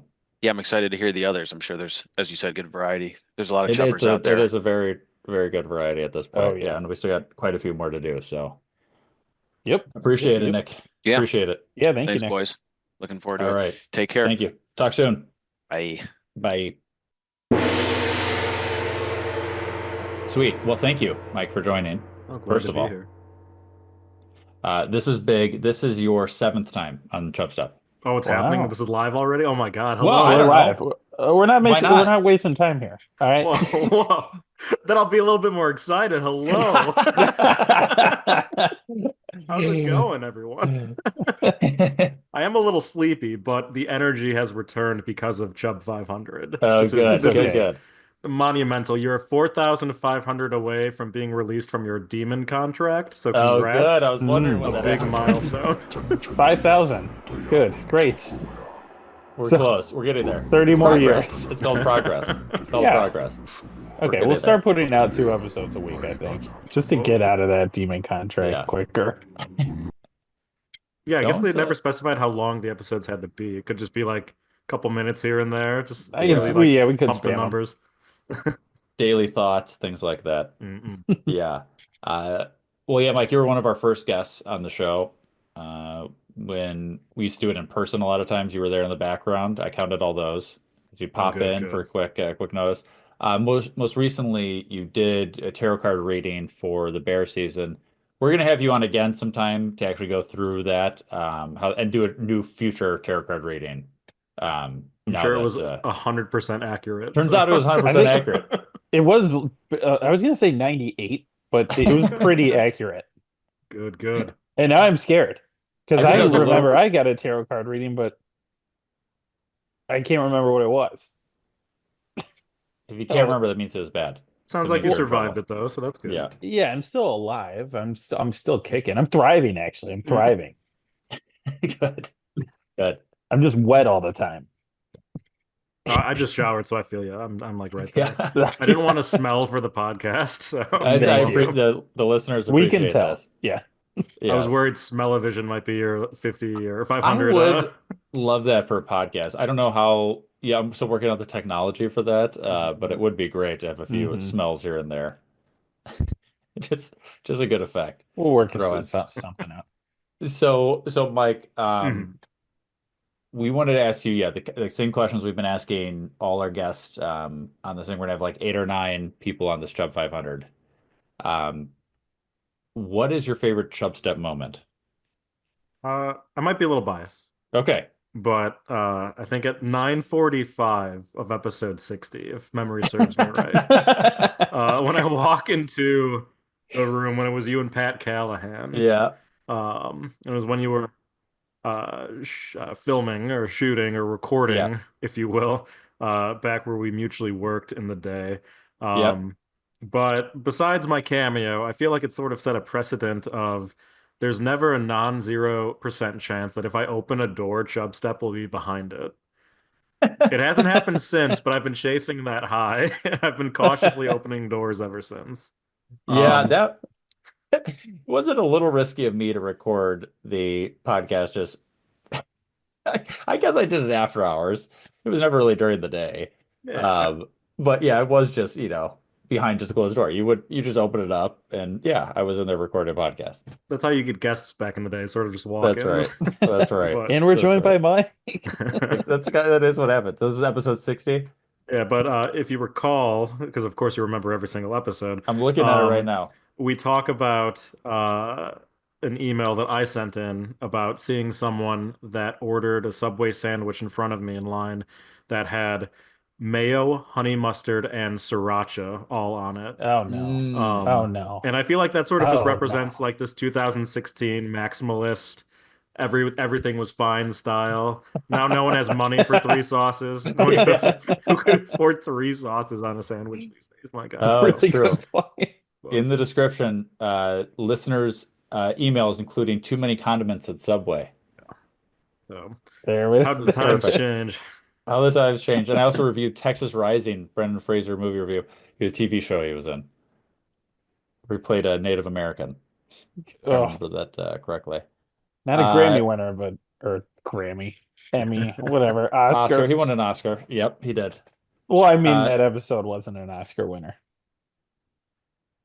And hey, Killers of the Flower Moon, he's got redemption now. He does. He does. Mhm. So thank you. That's a great one. That's, Mike, not surprisingly, you're the third person that we've had on that said that's their favorite moment. Yeah, it really it rings true with a lot of people. Yes. What about your favorite pop culture moment? I gotta give an honorable mention to when Lenny Kravitz's pants exploded. Oh, that's a on good stage. one. Oh, As yeah. the dong Really good fell one. out, like very cartoonishly, like Yeah. like a boing sound effect. Yes. But I think it's got to go to the Zapruder film. Wow. I think Zapruder really did a good job holding the camera steady. I think nowadays people would be freaking out, turning the camera around for a selfie, Yes. or just like shaking too much. Zapruder just like business, just kept following. You're right. It would have been a reaction video to JFK's assassination. It would not have been. Oh, that's what I was gonna ask. I knew what Zapruder film was the whole time. I wasn't about to ask. No, you were never going to ask that. No. Yeah. You're right. The footage is, but it's like you needed more of it, right? We needed more Zapruders out there to get the full story because it left too much conspiracy theories out there. Needed one on the other side of the street. Well, then it's like a whole Zapruder doppelganger thing, and that could get a little bit more conspiracy itself. True. So. True. We Yeah. could Why have was there so many people triangulated, filming though. at that spot? And yeah. Yeah. Trump's gonna Good plan. release the files though, so we're good. Yeah. He's That's got true. extra. He's got the And JPEGs. I'm sure they kept files. Like they wrote down, "We killed JFK today." Signed the whole CIA. Yeah. And then like some like stickers, some Lisa Frank like tigers and stuff on there. Yeah. Smiley faces. Exactly. Yeah. Well, that could have been a moment in history, but do you have a separate one, favorite moment in history? Oh yeah, absolutely. So the station nightclub fire. Oh. Back in the early aughts, it's a very harrowing tale of a small like metal band setting off pyrotechnics, and this nightclub just lights up, and there's footage of someone who narrowly escaped. But I say that because it's a very good learning experience. Because I think if you watch any YouTube analysis videos on this fire, ever since I did, I always clock entrances and exits, and just like anytime I go to a venue, I'm always actually like cognizant about You how like to if get there was out. a stampede. Yeah, like crowd crush, like anything like Yeah. that. Yeah. So I feel like in terms of a historical event, that's something that's really like sat with me from the early 2000s more so than Yeah, anything I'd say else. when did that happen? What, the early 2000s? I'd say so. Okay. Yeah. Yeah, pyrotechnics are risky. Inside. A place Inside with is one door. risky. Against Yeah. foam paneling. Not a good Oh mix. God. Oh Yeah. God. Yeah, yep. But Well, it does look cool. I mean, you get a good flame. Yeah, I it mean, looks it's hard to awesome. pass it up. It did look really cool for like 30 Okay. seconds. So. Okay. Okay. So I get why they wanted to do it, but I think in hindsight, you got to think it through a little more. But it is a good point about the exits.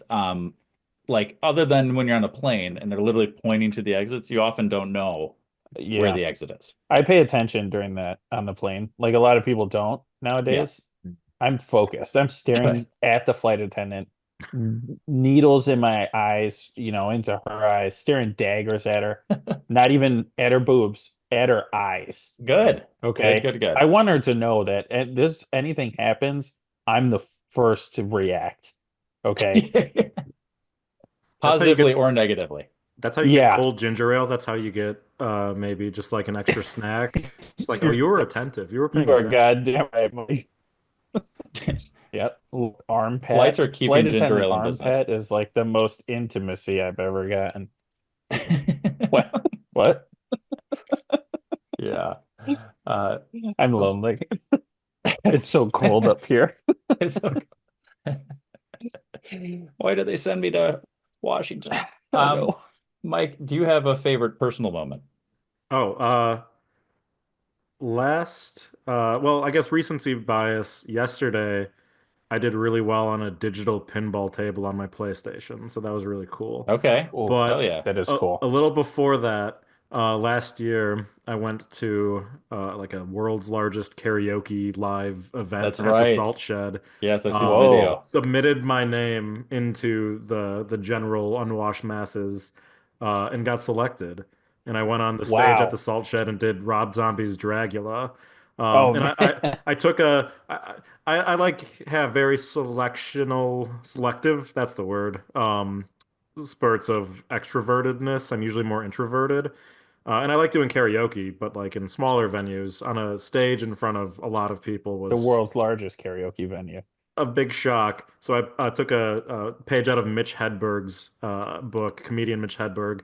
He always used to hide behind his hair on stage and sort of like turn around.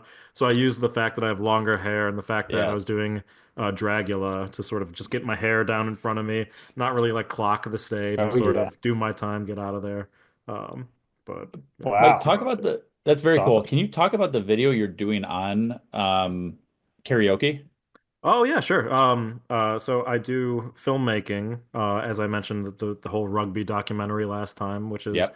almost out on I want to say like Roku Nice. Yeah, I got or Roku. Roku as most people pronounce it. Um, Roku. but I wanted to do a documentary on something that but something that like I've actually done in my lifetime Yeah, you Yes. because personally enjoy. I haven't personally done rugby. It was Yeah. fun to tell the story, but can't say I'm suited for the pitch necessarily. I Good would term. die. I would die. See, I picked I up on would a thing or die. I two. would die too. So I'm in the process. I shot earlier this year, and I'm in post production on a Chicago karaoke documentary focused on sort of the Avondale bars. There's a few out there that just have sort of cult followings. There's a KJ that's I want to say in his mid 70s that has been working for decades, and is such a pro, and staying up at till like 4 a.m. at this 4 a.m. bar Alice's, just dealing with Wow. 21-year ups, like Yeah. Yeah.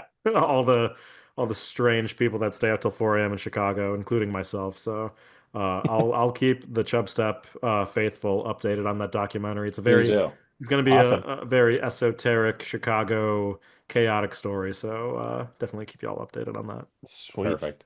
You'll Perfect. have to have you back on for that. Yes. Once it gets Yeah. closer. It'll be a lot of fun. Perfect.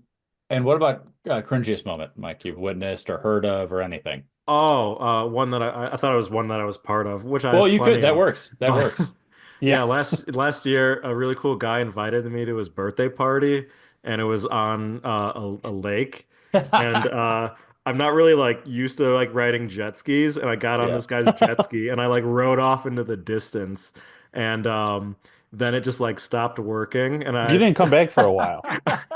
You didn't I come thought back for- I thought I broke the jet ski. It turns out it just easily gets clogged underneath. It was seaweed. And Yeah. also I sort of forgot that the water we were in like pretty much just went waist deep, and I could have easily assessed the situation. But I'm just so used to lakes being the lake that I usually am on is like very deep. So I'm just like, well, Yes. I don't want to get off and then just like be like struggling to Floating get in on the, this yeah. like jet ski. So I was just floating for a while until some dashing folk rescued me. So I learned a valuable lesson of jet ski maintenance That's that day. true. That's a key part of life. Yeah. Key part of life. You're gonna remember. You know what? It's You gonna come in handy one day. I hope so. you could I pass don't it know down for when, but it will. generations. hmm But Well, that's just been haunting me ever since. that's a good one. That's a good one. I Yeah. appreciate And it, Mike. look, being I was there.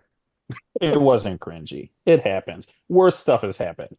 Or to those jet skis. Okay. Yes. Like when we lost the keys because somebody was trying to bring some like broad on some random pond scum broad.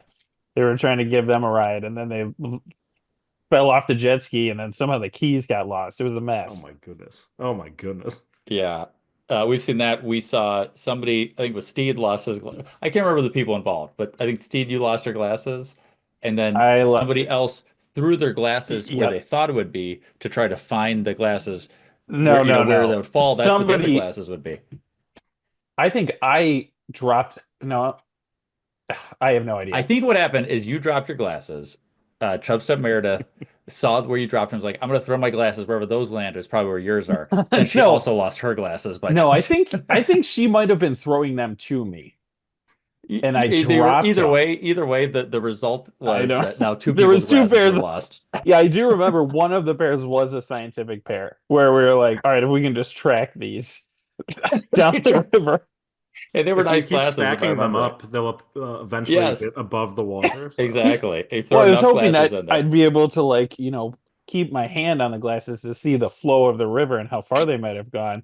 And the second that I dropped the second pair in, it was the glasses were gone.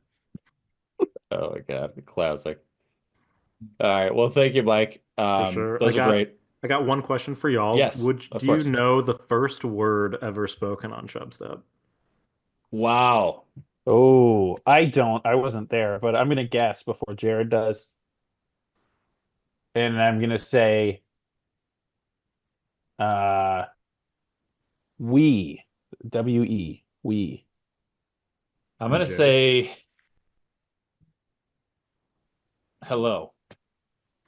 It is all right. All right. Nice. That's a good Chubstep trivia. From humble Man. beginnings, now we're here. Chub 500. Thank you so much for having me, you two. Thanks for coming on. Jrad. Mike. Great Always closing, a Mike. pleasure. Great closing. I look forward to the next tarot reading. Absolutely. All right. Y'all have a good Perfect. Chub 500. All right. Thanks, Mike. Take care. All right. Bye. Welcome, Vern. Welcome. Trent, you've been on a bunch of times. Trent, you've been on, this is your sixth time. Actually, it seemed like more than that. I think in spirit, you've been mentioned many more times than that. Yeah, honorably. Yes. I think it's. Yeah. Thank you also we're going to have some more stories because, as we were just talking, you're like 2 months away from starting your next wildland firefighting thing, which is going to be, that's the one we were parachuting in. Yeah. Gonna be So, nice. Yeah. That seems like the best way to get to a fire. Yeah. The air. Gonna get some for that if they Yeah. And from what I could be wrong here, but what I've heard is that the parachute, if you just land directly on top of the fire, it suffocates it, the parachute. Yeah, well, right? that's why they send them in, boots them Okay. first. Okay. That makes Perfect. sense. And you got to have Perfect. a guy there to steer the parachute. So it makes sense. Yes. Well, if you come up to Washington, I don't know, where are you firefighting this time? Actually, Northern California. That's where I'm based, but I go all over the place with Okay, it. well, just keep going up, and then I'll host you. We'll have a nice dinner. We can go to the beach or something, catch some salmon. Maybe start a fire, and I can be there real quick. You know what? Yeah, if I really want Trent to come hang out, I'm going to start to burn the fire or the forest down. So yeah, it has rained for 5 days straight, though. Steed is in like basically outside of Portland now. Oh, yeah, that's didn't know that. Yeah. Yeah, we got some trees up here. Okay, so we asked we have a series of questions that I sent ahead of time. Are you prepared to answer said questions, Trent? Yeah, so you just kind of gave 5 subjects, and I didn't know if they were questions or. So it's basically your favorite. Yeah, it's not really a question. I guess this is your favorite moment of each of these things. Okay. So yeah. Do you have a favorite Chubstep moment? I don't know exactly a moment, but my episode that I enjoyed was the competitive eating. That was a good episode. I was like, yes. I thought that was okay. Patrick Bertoletti. 2024 Nathan's hot dog eating champion. Yes. Yes. He that was one of my favorite guests as well because I'd been watching the Nathan's hot dog eating contest forever. Local Chicago guy finally wins. and we get him on the show. So I was very happy about that. Yeah, I was hoping you guys were going to follow up and do your own like competitive eating competition with him. But I've we still do actually need to kind of do stayed that. in. I actually have kind of stayed in touch with him, so I would like to. I do want to have him on the touch on the show. I don't even know what the touch. It's not even a reference to anything. I do want to have him on I the have show no again. idea what that was, Jared. On the touch. Get him on- I don't. You want to know. touch him? You want to I touch wanna his touch him. dogs? I would like to touch him on the show while he's eating something. Okay, that's a good one, Trent. Do you have a favorite moment in pop culture?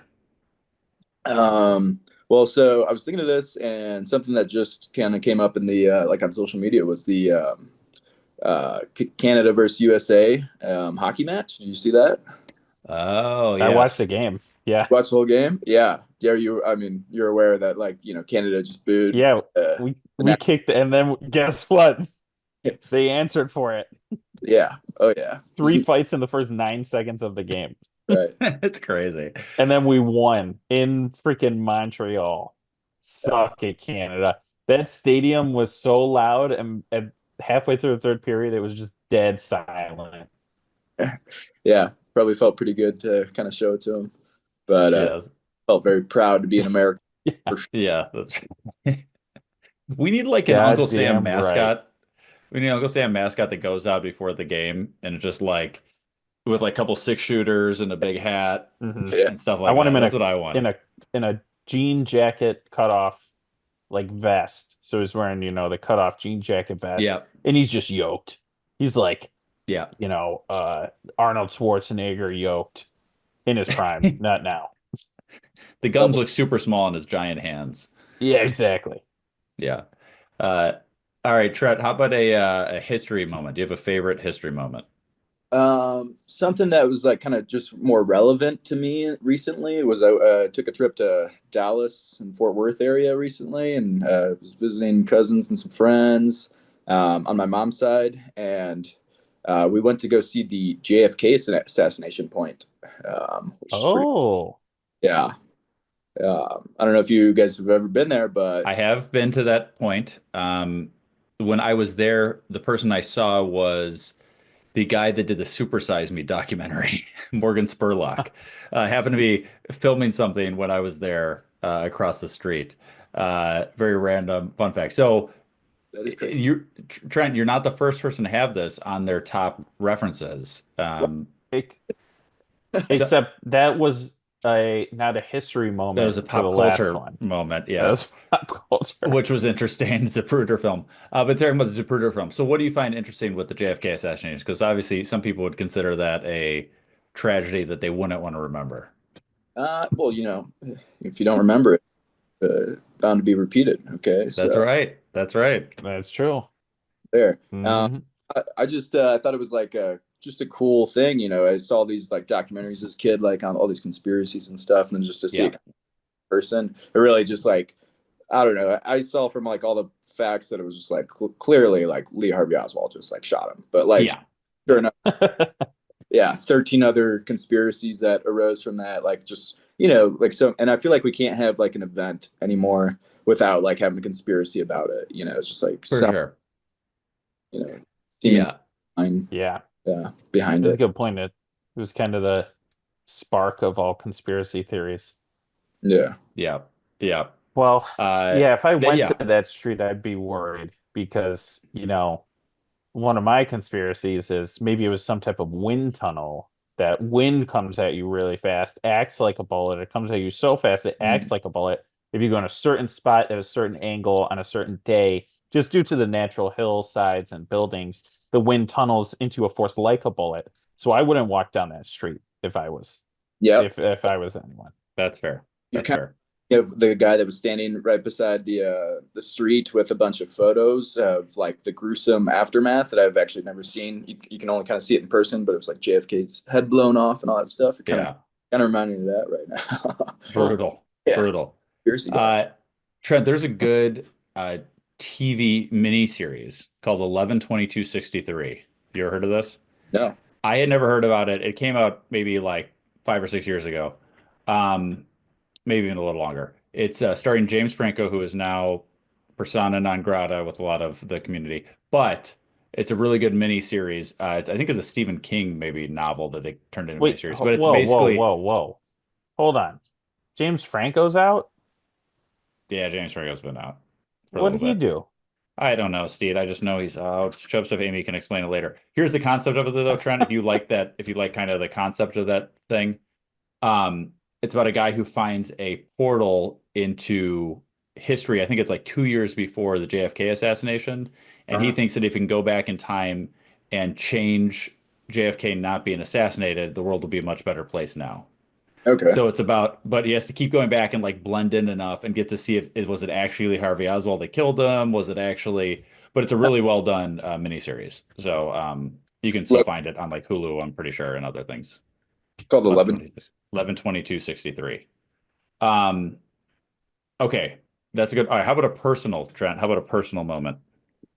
Yeah, pretty open ended here. Yes, it is. All these are. They're all pretty open ended. Guess I got two things that just new news that have been, that I've been doing recently. I just went to the Goldens in Golden, Colorado festival. It was just like a 1 day golden retriever festival with like 3,000 golden retrievers. Wow. Yeah. And like I was thinking golden retrievers or golden girls reunion. I could have seen either. Either way. I'm in. Why golden retrievers? Trent, you've never even had a golden retriever that I know of. No, I just showed up. Yeah.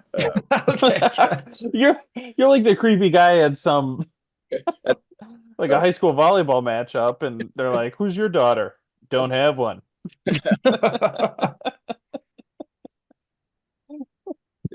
Guilty. Nice. Yeah, it was cool. Like all the dogs were all dressed up in cute outfits. There was like it's been going on just for like a couple years, and it's like the street was packed, and it was just like dogs everywhere. It was pretty fun, actually. So. Somebody's got to be stepping in dog poop at some point. Yeah, there was a bunch of dog throw up on the ground. I just Did you say you had two? Two what? I thought you said you had two personal moments you were going between.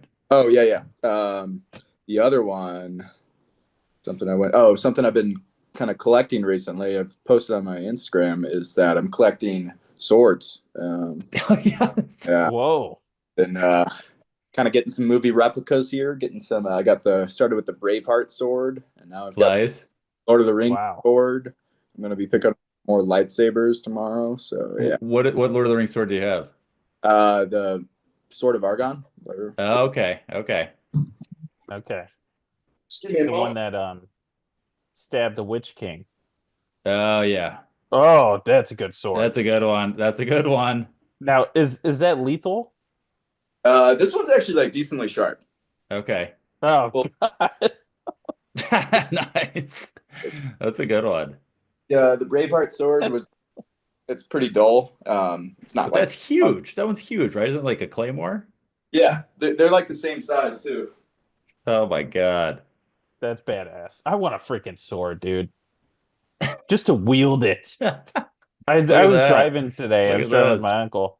We're talking about like road rage, and I said I want a sword to pull out on people. Yes. Oh my god, he's got two cross arms. Yeah. Oh yeah. Those are pretty similar in size. Yeah. They're basically like I think half-inch off or what. It's pretty dope. Nice. Wow. I didn't realize Aragon was swole like that.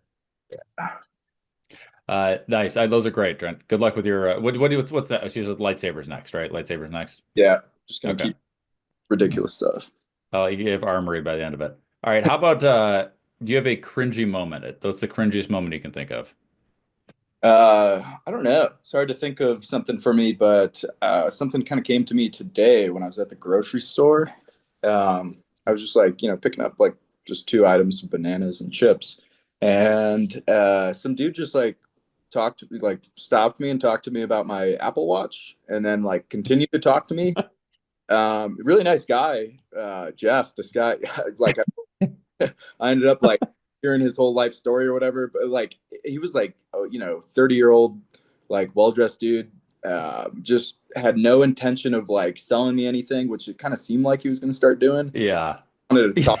It was like a good genuine conversation, and I just like stood there and kept going with him because he was really nice, but eventually I was just like That was You're just on guard the whole time. Like, what's his deal?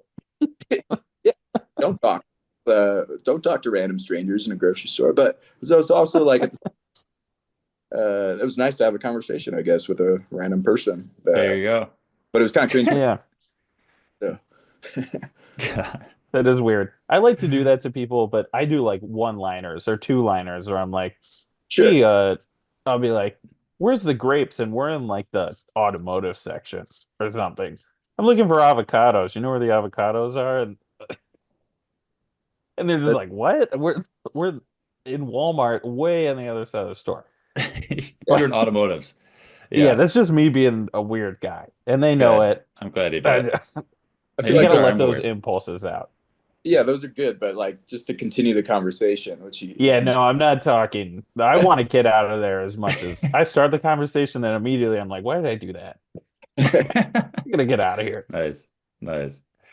Well, thank you, Trent. Yeah, thanks for having me. Appreciate it. And thanks for being a part of the show. We will we'll talk soon. Well, congrats on the 500. Thank you. Thank you. Appreciate it. All right, welcome to the show, Vdog. Vdog, you have the record for most times on Chubstep as a guest. Yep, this helps too. Let's just keep furthering the lead. This will put you at 30 times. Is that kind of crazy? 29.5. That's a lot. I like 29.5. We decided this is only a half appearance. What? Yeah, see, because you the next tier for people to like the next present tier from us is at 50. So he's worried that this is getting too many people close to 50. Then I might actually get. Wait, what do I get at 50? And, well, you get another set of presents, a next set of Chubstep merch. I don't know if I ever got any Chubstep merch. Okay, well, You I got may not so have sent much you a 10 Chubstep timers merch. club. I think you were so early in the 10 timers club that we never actually sent you anything. So I'll put that on my list. Wow, that really makes me want to get to 50. This is just a scam, dude. Just like Bitcoin. If I wanted to get scammed, I'd put my money in the U.S. stock market and not into something smart like Bitcoin. Damn. Good point. All right, well, Vdog, I sent you a list of things that we're asking everybody. So I want to go over these with you if you have them ready. Yeah, I got them big time. Okay, what is your favorite Chubstep moment? Well, there's a few. I'll try and keep it fairly concise. I couldn't think of a specific time, but I used to love pissing off Pat. I feel like most of the things that I did on the show would just piss him off. Kind of missed that banter. No, it wasn't really banter. It was just a one-way street there, but do miss that. But more specific moments, I would say probably the official launch of Bitcoin was... That was huge. That was huge. It was really impressive.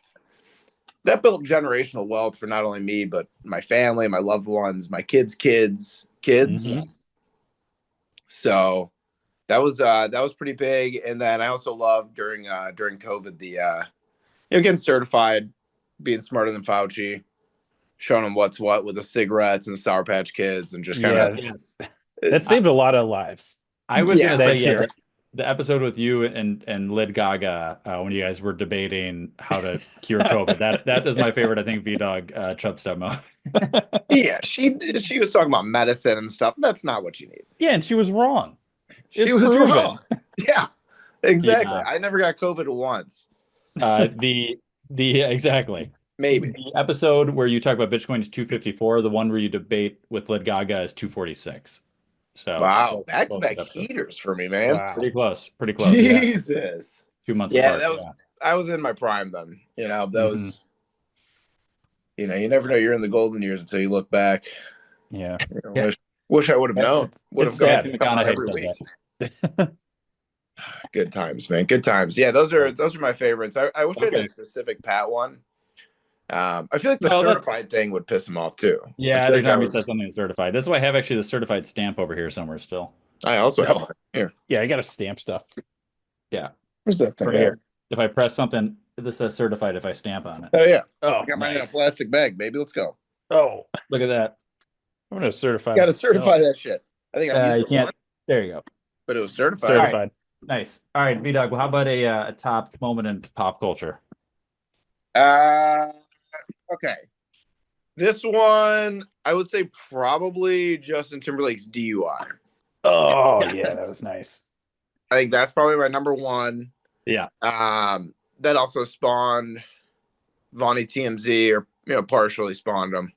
But you kind of had the inside scoop there. Obviously, me and Justin go way back, so he's kind of like a frenemy.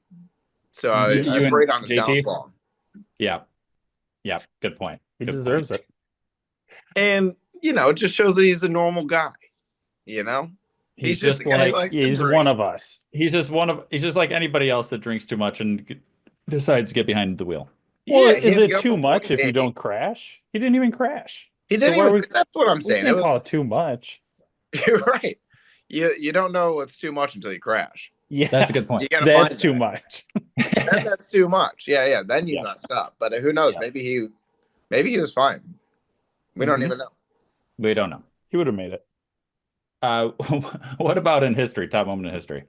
This one was not hard.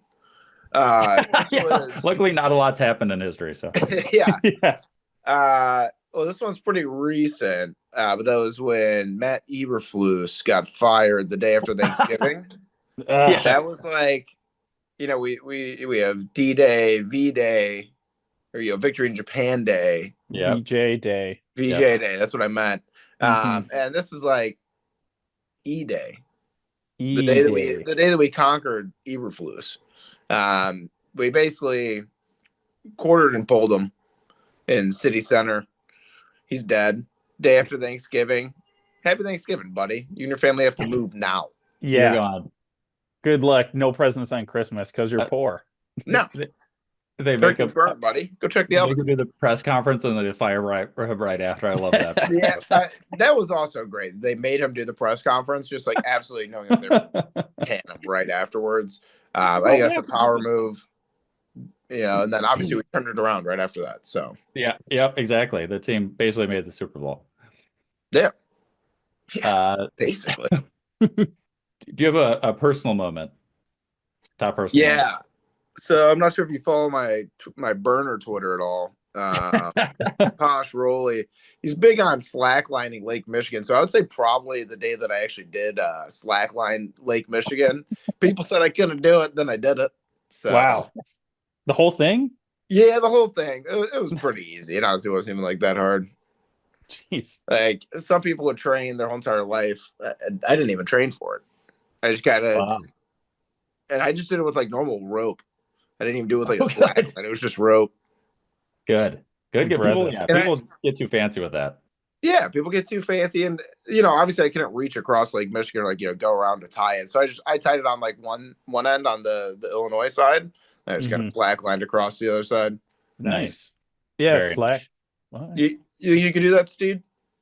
I could probably make it from Indiana to the Illinois side, or Michigan to the Illinois, but I couldn't do Illinois to Michigan. That's a much harder route. Yeah, well, I mean, the Chicago just with the wind slack line, that's overplayed. Everyone's doing that. Mm-hmm. Yeah, that's true. Gets old.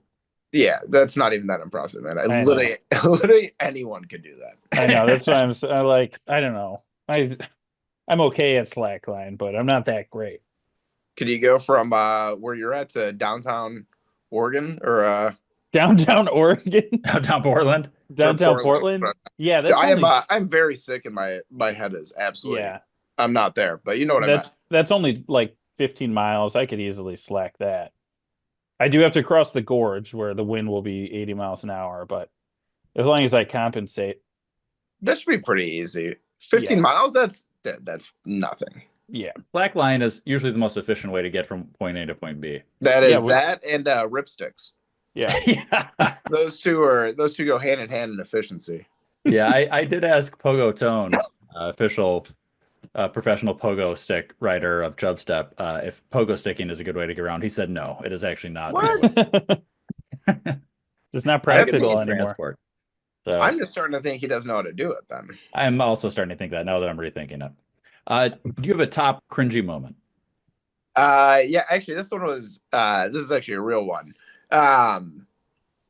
One time in my internship, when I was like junior going into senior year of college, I was working at ComEd, classic ComEd internship. And this one guy came up, he was an older guy, and he was like, he was kind of talking fast, a little mumbly. And he said, "Are you Drew's boy?" And I thought he said, "Are you a Jewish boy?" And so right when he asked me that, I'm like, "No, I'm Catholic." He was like, "Huh?" And I was like, "Wait, what did you say?" And he was like, "Are you Drew's boy?" And I was like, "Oh, yes, I am." So that actually did happen. But yeah, that one was pretty. That was an awkward one to be a part of. That's that's on me. I'm also gonna blame him though. He was slurring. He might have been drunk. He probably was drunk. It's probably him and Justin Timberlake were hanging out. Yeah. That is a good one. That's a good find. Yeah. That was tough. Thank you. Well, that's perfect, Vdog. Those are great answers. I would say half of those were the same things that other people said, but overall pretty good. Story? Oh, just everything but the last story. So the people had the slacklining. Okay, yeah, that's pretty joy. A lot of repeats. Yeah, that was a lot of repeats. Yeah. There was 2 people had JT's IDY. That makes sense. Those are kind of shoe-ins. So we'll probably just cut this. Yeah, probably cut this whole thing. Probably just cut it. You could cut the part where I had mush brains and said Portland or Oregon. No, you're mush braining again. Fine, go take a nap. They're the same thing, dude. Get some Tylenol, flu, and cold. You can cut all that. You can cut all the other interviews too. And then just have all the in-between parts where you guys are talking about introducing the next guest. And then cut the rest of the actual interviews. I don't think we even have anything other than interviews. No, it's basically just one back. Just put in like the holiday songs, the Christmas songs. That's always an option. For episode 500. Yeah, that is good. Perfect. Well, thanks, Vdog. Thank you for being on the show more times than any other guest. Thanks. Second. You're right. Everybody else. The next closest is Trevor with 21. So you got to outpace him. Anytime you hear him come on, no, you get on. Perfect. Well, thank you for coming on. Appreciate it. Yeah, boys. Hey, congrats on 5 hundos. Thank you. Double salute. You. So, I'm holding my phone. I'm doing it. Just bonk it. Doing it. The phone's in the head. Perfect. All right. Thanks, Vdog. All right. See you, fellas. See you, boys. Welcome to the show, Brin Flakes. Welcome. Hello. Brin. Hello. This is your 9th time on the show, unless you count Christmas music. If you count Christmas music, then it's a lot more than that. But I can't. I've been pretty harsh on the other people. I cannot let you. I agree. So this is your 9th time on the show. You're 1 away from the 10 Timers Club. Ooh, that's great. And then I gotta have to come back on for the 10th time. Yeah. Okay, there's talk of a live one next weekend where you'll be present. So get ready. I like that. Potentially. Yes. Yeah, we'll all see each other next weekend. Okay, so Brin, at Chubstep 500, we're asking everybody top 5, or basically it's 5 different things. Their top thing in each of these categories. If we have time, we'll do the other 455, so we get to 500 questions for you. But we'll start with these ones. Do you have a favorite Chubstep moment? I do have a favorite Chubstep moment. This is going to be a throwback to an older episode back probably, I don't know, like close to like 8 years ago or something. I don't know. Oh, wow. So this was a letter from somebody named Randy Ben. And so this letter was sent in, and it was read by Pat. Yes. Galhead, Chubstep Pat. And I think the reason I called this moment out is because I don't know if you were aware, Jared. I don't know if I've told you this before, but that was a doing by Nava and myself. We co-collaborated on this, and we sent that out to you guys, and I think it was just a really, thoughtful, letter that was sent in for asking for help. And I think you guys handle it really well too, for the the response that you guys gave.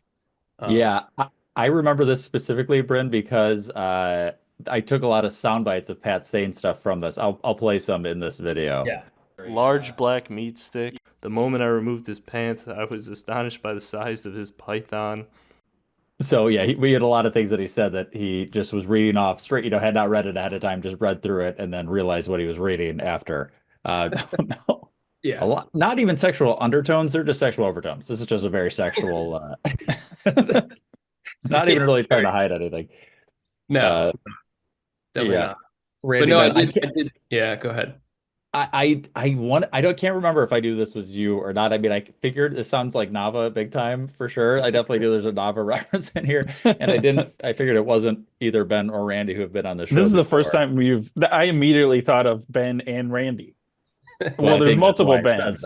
There's only one Randy, but yeah, Randy Ben. I was like, oh, it's these two guys. Yeah, that's a great moment. Yeah, that's from April 27th, 2016. So that's a lot. That's great. Jay, I gotta amend my thing. My favorite moment is the time that you read an ASMR.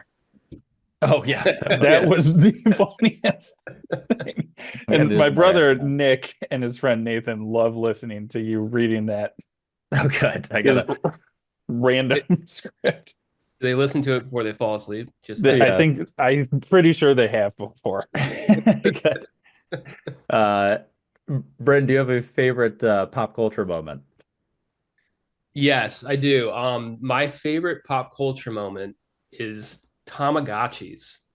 Oh, Tamagotchis. Yeah. Those are great. Those were, I don't know if everybody's familiar, but they were like the little tiny, like little plastic, almost like in the shape of like a. It was like an egg. Like an egg, yeah. And you had like little buttons on there and a little tiny screen that was like black and white. And you got to like raise this little Tamagotchi character. And I feel like everybody had one. It was probably what everybody had one. And you used it for like 2 days and then just never touched it again. And you'd find it like a month and a half later and your little guy died because it was based on real time. If you didn't feed it, your freaking Tamagotchi would die. Yeah. I guarantee there are some people that still have their Tamagotchi going. So I hope so. I bet. There actually was a resurgence since COVID. That like these kind of going crazy, and I looked it up. There's from 2022 to 2023 a doubling in sales. Wow! I didn't know. I'm probably gonna buy one like literally right now. I'm gonna do it while we're talking. I need a friend. Do it. This is my son. They also have Wi-Fi now, so so I was hoping to pay like $2, not $20. If you can get the Wi-Fi free, I don't know. Tamagotchi. That's a great one. $20. I forgot about that. That's a great one. All right, how about a favorite moment in history, Brent? Yeah, a long time ago, galaxy far, far away. Yeah. Anakin had chopped off the head of Count Dooku by the doing of Emperor Palpatine. Yeah. Yes. When he said, "Do it." Do it. So that would be my favorite kind of like history moment. But if I'm going more recent history, sure, I'm gonna go Boston Tea Party. Wow. You know, just a bunch of people that were fed up with the Brits. You know, said, "Screw you. We're not paying your taxes. We're gonna damn right. We're dumping your tea, man." They dumped it in the harbor. You know. About $2 million worth of tea. I think it was 90,000 pounds. Jesus. Oh my god! The ocean probably tasted delicious. Yeah, you gotta jump in at one point. You're putting your mouth in that water. Yeah, if I'm the asshole dumping all that tea, I would have been so curious. Like, hold on a second, guys. We might have just done something here. The fish were loving it. Best way to they were probably swimming really fast, you know. Oh yeah, the caffeine. Yeah, it's a classic moment, you know. I like that. Good, good for American history for sure. Do you have a favorite personal moment? I do have a favorite personal moment. I would say this is more general, but like road trips. You know, I think either with myself just driving in the car. I've driven like I used to drive an 87 Firebird, and I drove that thing like 3 times across the country by myself. And even that was like kind of fun, just like driving across the country. It helps it feel a cool kind of car, I feel like.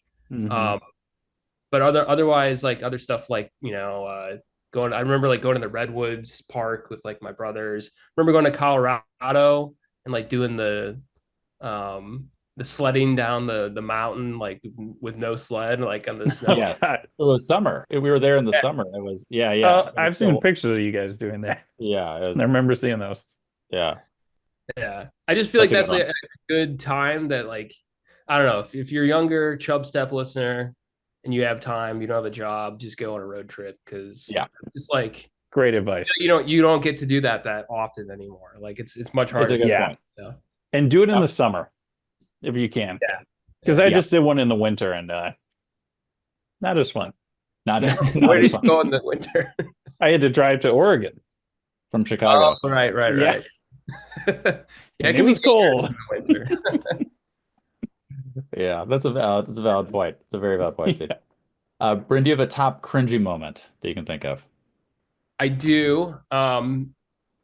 It's a little topical. Okay, good. So it was when at the Grammys, when Kanye West called out T Swift and said, "No, Beyonce, you get the best album of the year." I thought that was very cringe and like very awkward, almost more. You know? Yeah. And it's funny, I say it's topical is because she just won the country album of the year. Yeah, she did. So yeah, kind of comes full circle there. Really did. Yeah. So that was. So you're defending Kanye.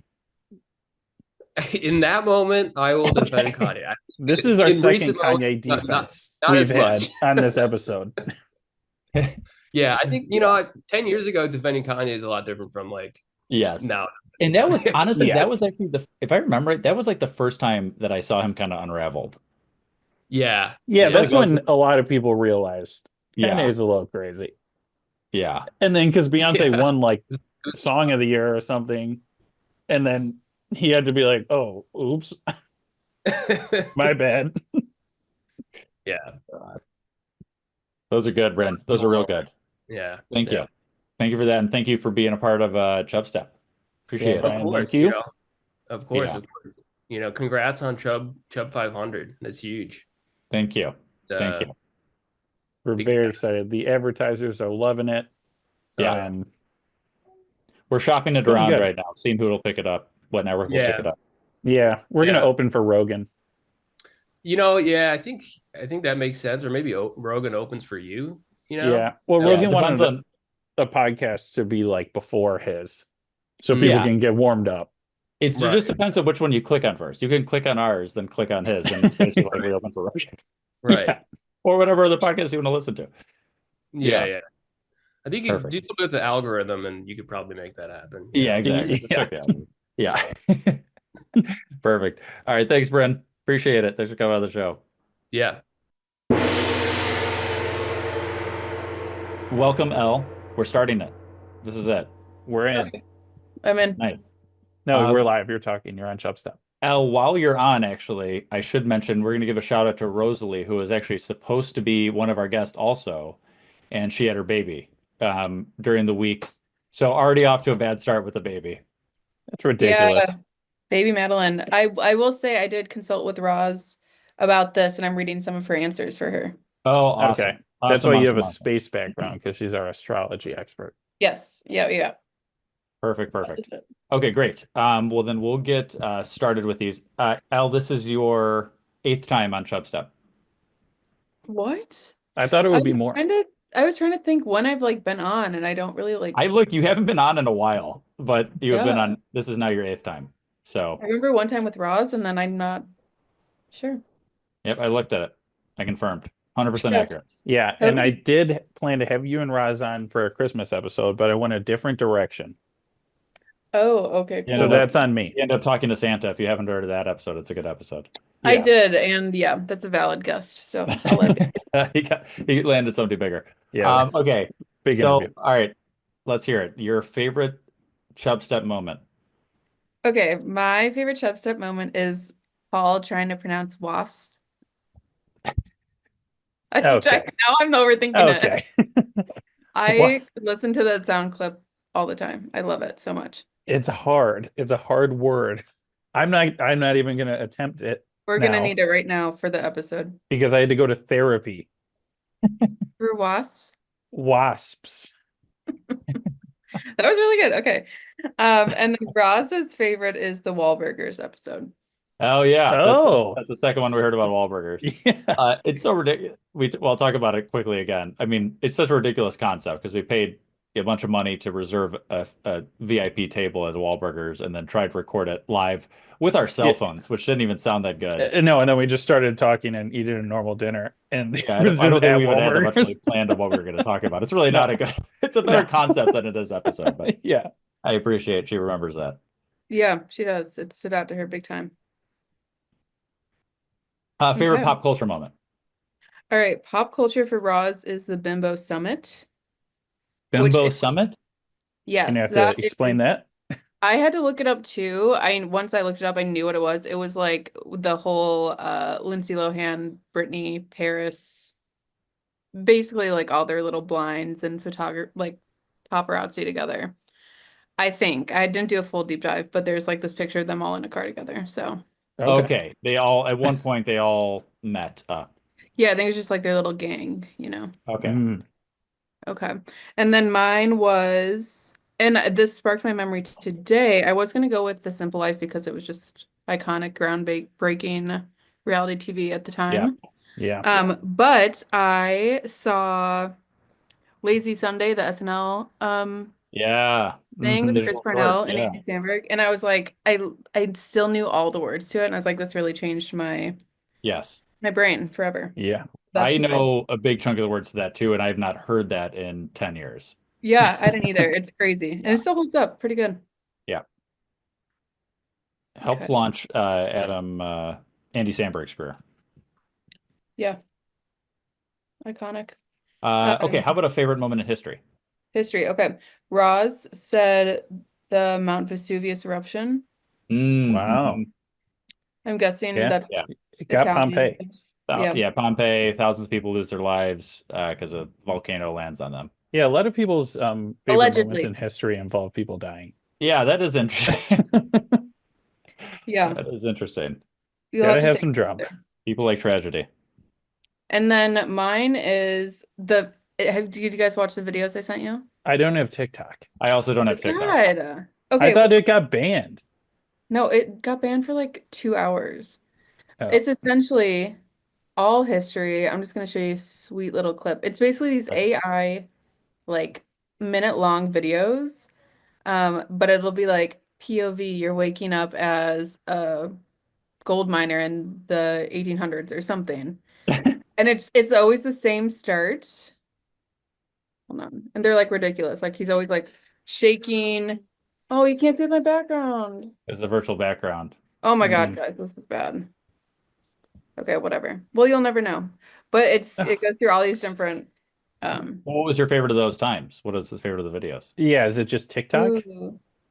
history My is favorite TikTok? one has been you're like a mob boss in the 1920s or something, and you're You're the- basically like seeing a lot of backs of people. You're seeing them like just their hands eating things, and they're like waking up.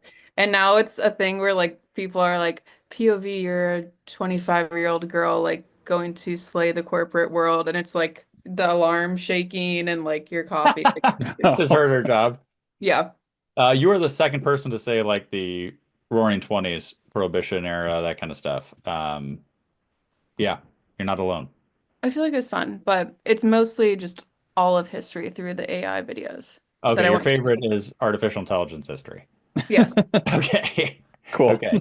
Yeah. How about a top personal moment? Okay, Roz didn't give me one, but I'm gonna say her child. being Okay. Yeah. born. Yeah. I'll let her Sounds have fair. that one. Mine is never having a belly button ring. Whoa. Oh. Okay. And that's mostly because I probably didn't have the body for it, but I will hold on to that. I never had it. No, it's not too late. I It's don't never want too it. late for a belly button ring. No. It's a good thing I never had it, is what I'm saying. Can I tell you what I would have done if I had a belly button ring?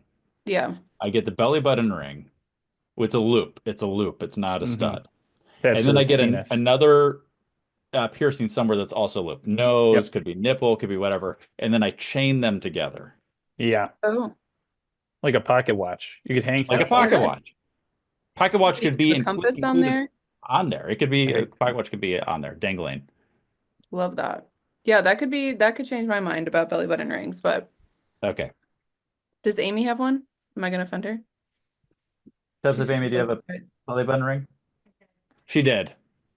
I know she doesn't have one now, but I don't know if she I was has- gonna say, Jared, what, you don't know? I know, yeah, I know she doesn't have one now. Okay. I like it. That's a good one. And then Okay. the last one was the cringy, right? Cringy, top cringy moment, yes. Okay. Me and Roz joint are gonna do the Ashley Simpson on SNL Great one. jig thing when Yeah. she was lip syncing. On a Monday, Oh. I am waiting. On a Tuesday, I'm fading. Yeah. Yes, exactly. So, Steve, do you remember that one? No. Okay. Elle, why don't you explain it to Steve? I'm gonna have to watch it. You have to watch it after this. Yeah, you do. I actually haven't watched it in forever, but she was like doing the musical performance for SNL and like totally was just lip syncing, which is now like a very normal thing, but I feel like at the time, like it wasn't, people didn't accept it. Well, But then she was like doing a weird dance with it because she got Yes. nervous. It was strange. Oh no. What exactly happened, Steve, is that she went up to do her second song of the night. She was performing SNL, and I believe it was the song that she first sung started playing again, and it had the voice God. in it. So she's getting ready to sing a different song, and a different song is playing in the background, and it actually has the voice in it. So you know she's not moving her lips to it because she's not expecting to sing that song. Oh my God. So then she's standing up there awkward, does the dance Elle's talking about, and then goes off the stage. I think that happened. I was like, Never sixth seen that grade. ball. That was like major. That actually, here's a crazy thing. That kind of ended her career. Oh, it did for sure. Was her career booming? Yes, she had some, one she actually song. had some. She had the one song, and her sister was better. But it's hard to know where somebody would have gone if she had a very popular song at the time that was touring and stuff like that, and then that was just like completely got kind of booed off the stage. Oh man, so poor gal. Yeah, that's tough. That's a really good one. That's a really good one. Thank you. Thanks. You're welcome. And Roz. You're welcome. Well, thank you for not only giving your answers but also Roz's. Of course, yeah. She was sad to miss it. Yeah. Well, she better plan her next She didn't say pregnancy that, but I'm around assuming. Chubstep. Yeah, she should. I hope plan she to does. on Chubstep. I would agree. Yeah. Didn't even consult us, but yeah. Well, thank you very much for coming on and being part of the show. No problem. Congrats on 5 hundies. Thank you. Thank you. Thank you. Hey, and get TikTok so you can watch my AI videos, please. Okay, sounds good. I'll think about it. I deleted it because it was insane. My TikTok. It's much like my Instagram algorithm. That's a user problem. Uh, Your FYP brick by brick, Paul. You did it to yourself. No, he's getting rigged. He doesn't want to look at the girls dancing. I don't. Scantily clad outfits. It just I they don't. pop Who up is for him. still dancing on TikTok? That's what I'm saying. Like, I don't. They're see out there. videos They're at out all. there. They're out there. This is crazy. He like restarted it in 2020 on TikTok. Crazy. I'm just saying that it's possible to find. They're there. They're I'm there. sure. I'm sure. All right. All Thanks, right. all. Bye. All right, Bye, bye. Al. Welcome to the show, Big Money Banks. Welcome. Hey. Hey. Lex is upset that you're here, but the rest of everybody else is happy. Yeah. That's okay. I'll win him over. So that's all that at matters. Lexapalooza. Look at him go. Whoa, Jared's just lobbing his baby into the air. That's what I do. That's how he stops crying. Oh my God. Okay. Okay. Okay, Matt, so this yeah. is your 12th time on the show. No, this is Whoa. actually your eighth. You're actually eighth time on the show, and then ninth if you count Steed show. Ninth if you count Steed show. How do you not Okay. count that? You said it was a separate show. You said it wasn't Chubstep. It was Steed. He show. was a big part of the Steed show. I okay? know, but I'm just saying, if you count it as Chubstep, that it's depends on how you That's count fair. it. Yeah, I mean, legally, we probably should distance ourselves from that Yeah. episode. The brands. We got to keep the brands separate. That was actually Chubstep Nick Russo. His favorite Chubstep moment was Steed show. Which also wow. We'll have to have him on the controversial. next Steed show. Yeah. Yeah. Perfect. All right. Well, big money. You're actually the last of the people that we're having on of all the guests. It's I remember told you it was 8 or 9. It actually ends up being 11 and a half people. Wow. Who's the let me think. Who's the half? Lex was the half. You just Lex saw is him. the half. Okay. Yeah. He's small Half, and that's can't a lot. talk. Yeah. Yeah, I know. Half is maybe John. Yeah. Okay, so Big Woody Banks, we're excited to have you on. Big part of the show, secret behind the scenes producer. We want to talk about your top 5. This is 5 different categories, your favorite moment in each of these categories. The first being, what's your favorite Chubstep moment? So I think I have to selfishly go with when I was invited to do an expose on Zero Bars. Yes, a long time ago. Yeah, I got the opportunity to go into a 7-Eleven live on the show and investigate. So that was yes. So that was actually when we were on Marquette Radio, right? That was a super long time ago. And that wasn't Chubstep, was it?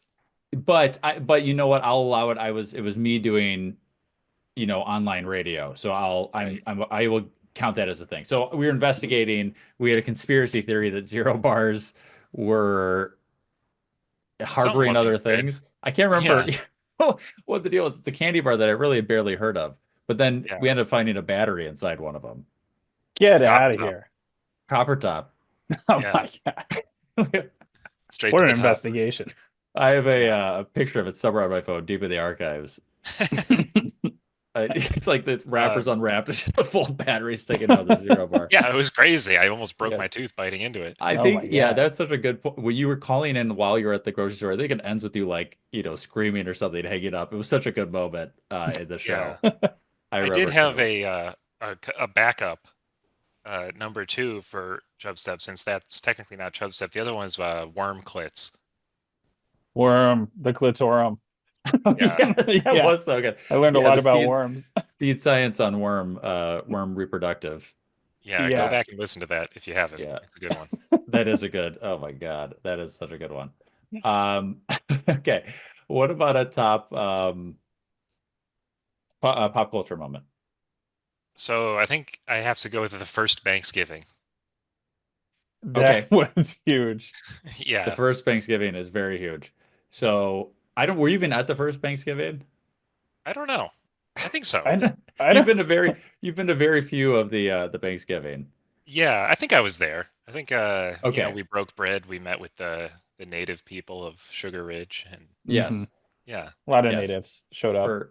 For those that don't know what that is, that's usually the day after or a day before Thanksgiving. It's like a Friendsgiving, but instead of being thankful for things, we're bankful for things because of big money banks. And we have to go around the table, and the first person starts with something that they're thankful for that begins with letter A, and the next person something they're thankful for starts with letter B, and so on until you get through the whole thing. Until everybody's thankful for a letter. It is a process. And then there's food and stuff like that. So that's a good one. That is a good one. Yeah, we cooked the goose meal one time. Oh, you had goose at a Thanksgiving? Yeah. Wow. I was going to say the meal often resembles exactly a Thanksgiving meal 1 day later. Yes. Very similar. Agreed. Do you have a favorite moment in history? Yeah. So I think that it's it's a top moment. I don't know if this is a favorite, but the Great Tramskip Fire. Yes. Yeah. These are very specific to. I like this, Banks. I'm going to do a little explaining for some of these because not everybody's going to understand what all these. You don't think everybody's heard of this? Yeah. So we had a sport tramskip ball that we played in high school mostly. At a certain point, we outgrew the trampoline, and it started. The spring started exploding as people were landing on it. But we would have little tournaments throughout the summer, basically 2-on-2 basketball, trampoline basketball. And we started the tournaments, I think, at 75, like it would be the 75th annual, then 76th annual. Yeah. And the thought was that, or not the thought, the reality was that there was a big fire. Destroyed the records. That destroyed all the records. So we had to start at 75 with no record of what had been done prior. Yeah. And Paul had to sit down for it. Paul to sit Yep. down. There's a video of me yelling at Paul talking about the history. Sit down, Sit Paul. down, Paul. That's one of my favorite lines out of your whole film career. Yes. Everybody should go look up that. I mean, there's a educational video on YouTube about it. You just got to go look at it. What do you search Tramskabal, right? Yeah. Okay. Perfect. Search Tramskabal Fire. I'm sure it'll show up. I'm sure it'll show up too. What about a personal moment for you? I think my top personal moment was coming in first place in the Chub Club. Did that happen? Not happen. Okay, it was coming in second in the Chub Club. You might have gotten happen? It did happen. First season. I want to say you might have gotten second. Yeah. No, I did the first season. I got second. Oh, okay. Yeah. I know you have not won, but I'll give you second. Okay. And Second place. I played. That's when I played Ray Rice, and they benched him to rest him for the playoffs. But if oh God, wow, yeah, that is the word. It turns out he's a bad guy, so they should have benched him. Yeah, but I didn't care about what he'd done. I wanted. Yeah, at that point, nobody knew. Get on the field. At this point, here, right now, you help me out. Then you can go to jail after that. Yeah, do whatever you want after the season. Beat whatever. Yeah. What about top cringy moment, Banks? So I think that has to be Pat Callahan leaving Chubstep. Ooh, controversial. Yeah. Controversial. Not exactly sure what happened, but I heard it was pretty dramatic. Lots of controversy. It was controversy. I miss Pat. Do you though? You're his replacement. That's Enough Whole Foods was the best segment Chubstep ever had.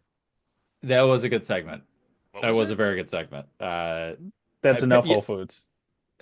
I don't think I remember that one. He would things that he thought he found at Whole Foods that he thought to be ridiculous, that were over the top. That's Enough Whole Foods. That was a segment for a while. Yes, Pat left on good terms. Steed was here while Pat was here, so Steed was not his replacement. They were both on the show at the same amount of time. We were on the show for like probably 100 episodes together. Yeah. So you were pushing him out though. There's definitely like I do like Banks. I like this cringy specific to the show. I do like you throwing that in there. You're starting drama. Well, it's not just the show. This is one of the cringiest of all time. Good. Well, Banks, those are great. Everybody's had such different answers that yours are like the most specific to you. I like that. Yeah. I like it. It's perfect. And we got the matching, for those that can't see us on YouTube, me and Banks are wearing our matching Chubstep glasses. Yeah, I let Matt borrow mine for the last segment. Yeah. Half of this episode, we let the Arizona Cardinals license these glasses for so they could make some money, but they're technically Chubstep glasses. Yeah. This is our design. They have to sign players and stuff, so. Yeah, they dated it more than we did, so we gave it that. Well, thank you very much, Banks. Yeah, appreciate you having on the show. 500. Thank you. Thank you. Looking forward to the next 500. Yes. There will be more. I think we have to do like 5,000 or something, according to. Yeah, we were told that we had the demon curse will be lifted once we get to 5,000 episodes. What is the demon? Somebody put a demon curse on you? We're not sure. We weren't aware of it until we found out about that. Oh, okay. Well, now we only better do it. I know. Now we got to start cranking out episodes. Yeah. Perfect. Well, thank you very much, Banks. Appreciate it. Thanks, guys. Thanks, Matt. Right. Tell you later. As part of this show, we always tell people to email the show. Here's one that's very specific to Chub 500. Okay. Steve, you're gonna like this one. That's why I needed to have both of us on for this email. Oh yeah. Dear Jrad and Steed, I just finished binging season 1 of Chubstep, and I'm looking forward to season 2. Wow. Just wanted to say that you guys are absolutely hilarious. Every episode of Chubstep has me cracking up. Your banter, the random deep dives, the hot takes, and always makes my week. Love a good Vdog or Rosalie appearance, and Smasher Pass is legendary. Is it true you guys are lined up to moderate the next presidential debates? I did not think we were going to reveal that yet. Yeah, that's actually a spoiler. Either way, keep doing what you're doing. I'll keep listening every week. Jimmy's mom. Loyal servant of 34 pillars. Jimmy's mom. Me and Jimmy's mom, I mean, we battled it out in court for a long time. Yeah. Over the incident of me being trapped in a pit with a child. For those that need a reminder of what this is, me and Steve were at a American Ninja Warrior type place, and we were bouldering, and there was a big like blow up airbag below it, and you fell in there. You fell in there at the same time a little kid. Well, the weight of me sucked this little child into the pit with me. Because when you fall in the airbag, it will go down like 6 feet sometimes. It creates a pit. And the child was too close to the radius of the pit. He got sucked in. And I was just in the pit with a child. And his name was Jimmy, apparently. And his mom's a fan of the show. She's written him a couple times. But once I made the settlement payments and all that went through, me and Jimmy's mom, we get along pretty well You now. guys have been very close since the time. She's become a big fan. Yeah. Perfect. All right. Just wanted to just say that again. Email the show, chubstep.podcast@gmail.com. So there you go. Okay, Steed, we will wrap up the show there. We had a ton of fun guests on. I'm just going to read through them not in any particular order. Vdog, Russo, Lil Stevie, Nava, Big Money Banks, Trevor, Mike James, Trent Vern, EZ Elle, Brin Flakes, Chubstep Amy, Chubstep Lex, obviously us too. Any final words for Chub 500, Steed? I just want to say to the people out there, thanks for listening. Yeah. Jay, thanks for keeping on. Chubsteps, it's been fun. It's been great. Yeah. And we're gonna keep doing it even until we're probably 95 years old. Yeah, that's where we have to cut it off. Yeah. Until we like can't breathe or something. Until we're dead. Basically we're dead. Yeah. And check us out on YouTube, obviously, Chubstep Podcast. Nova says every Thursday. The same stuff I say every time, right? But actually, if you have enjoyed this episode, you enjoy Chubstep, share it with friends. That's the biggest thing you can do for us, the biggest help you can have. But obviously, thank you for listening, everybody, through 500 episodes. So, and feel free to listen through them all again on like 5 times speed, just so that we can get some more downloads. That'd be great. All right. Thank you. The show has ended. Be gone. Now you know you got to go. Peace. This is Yasin.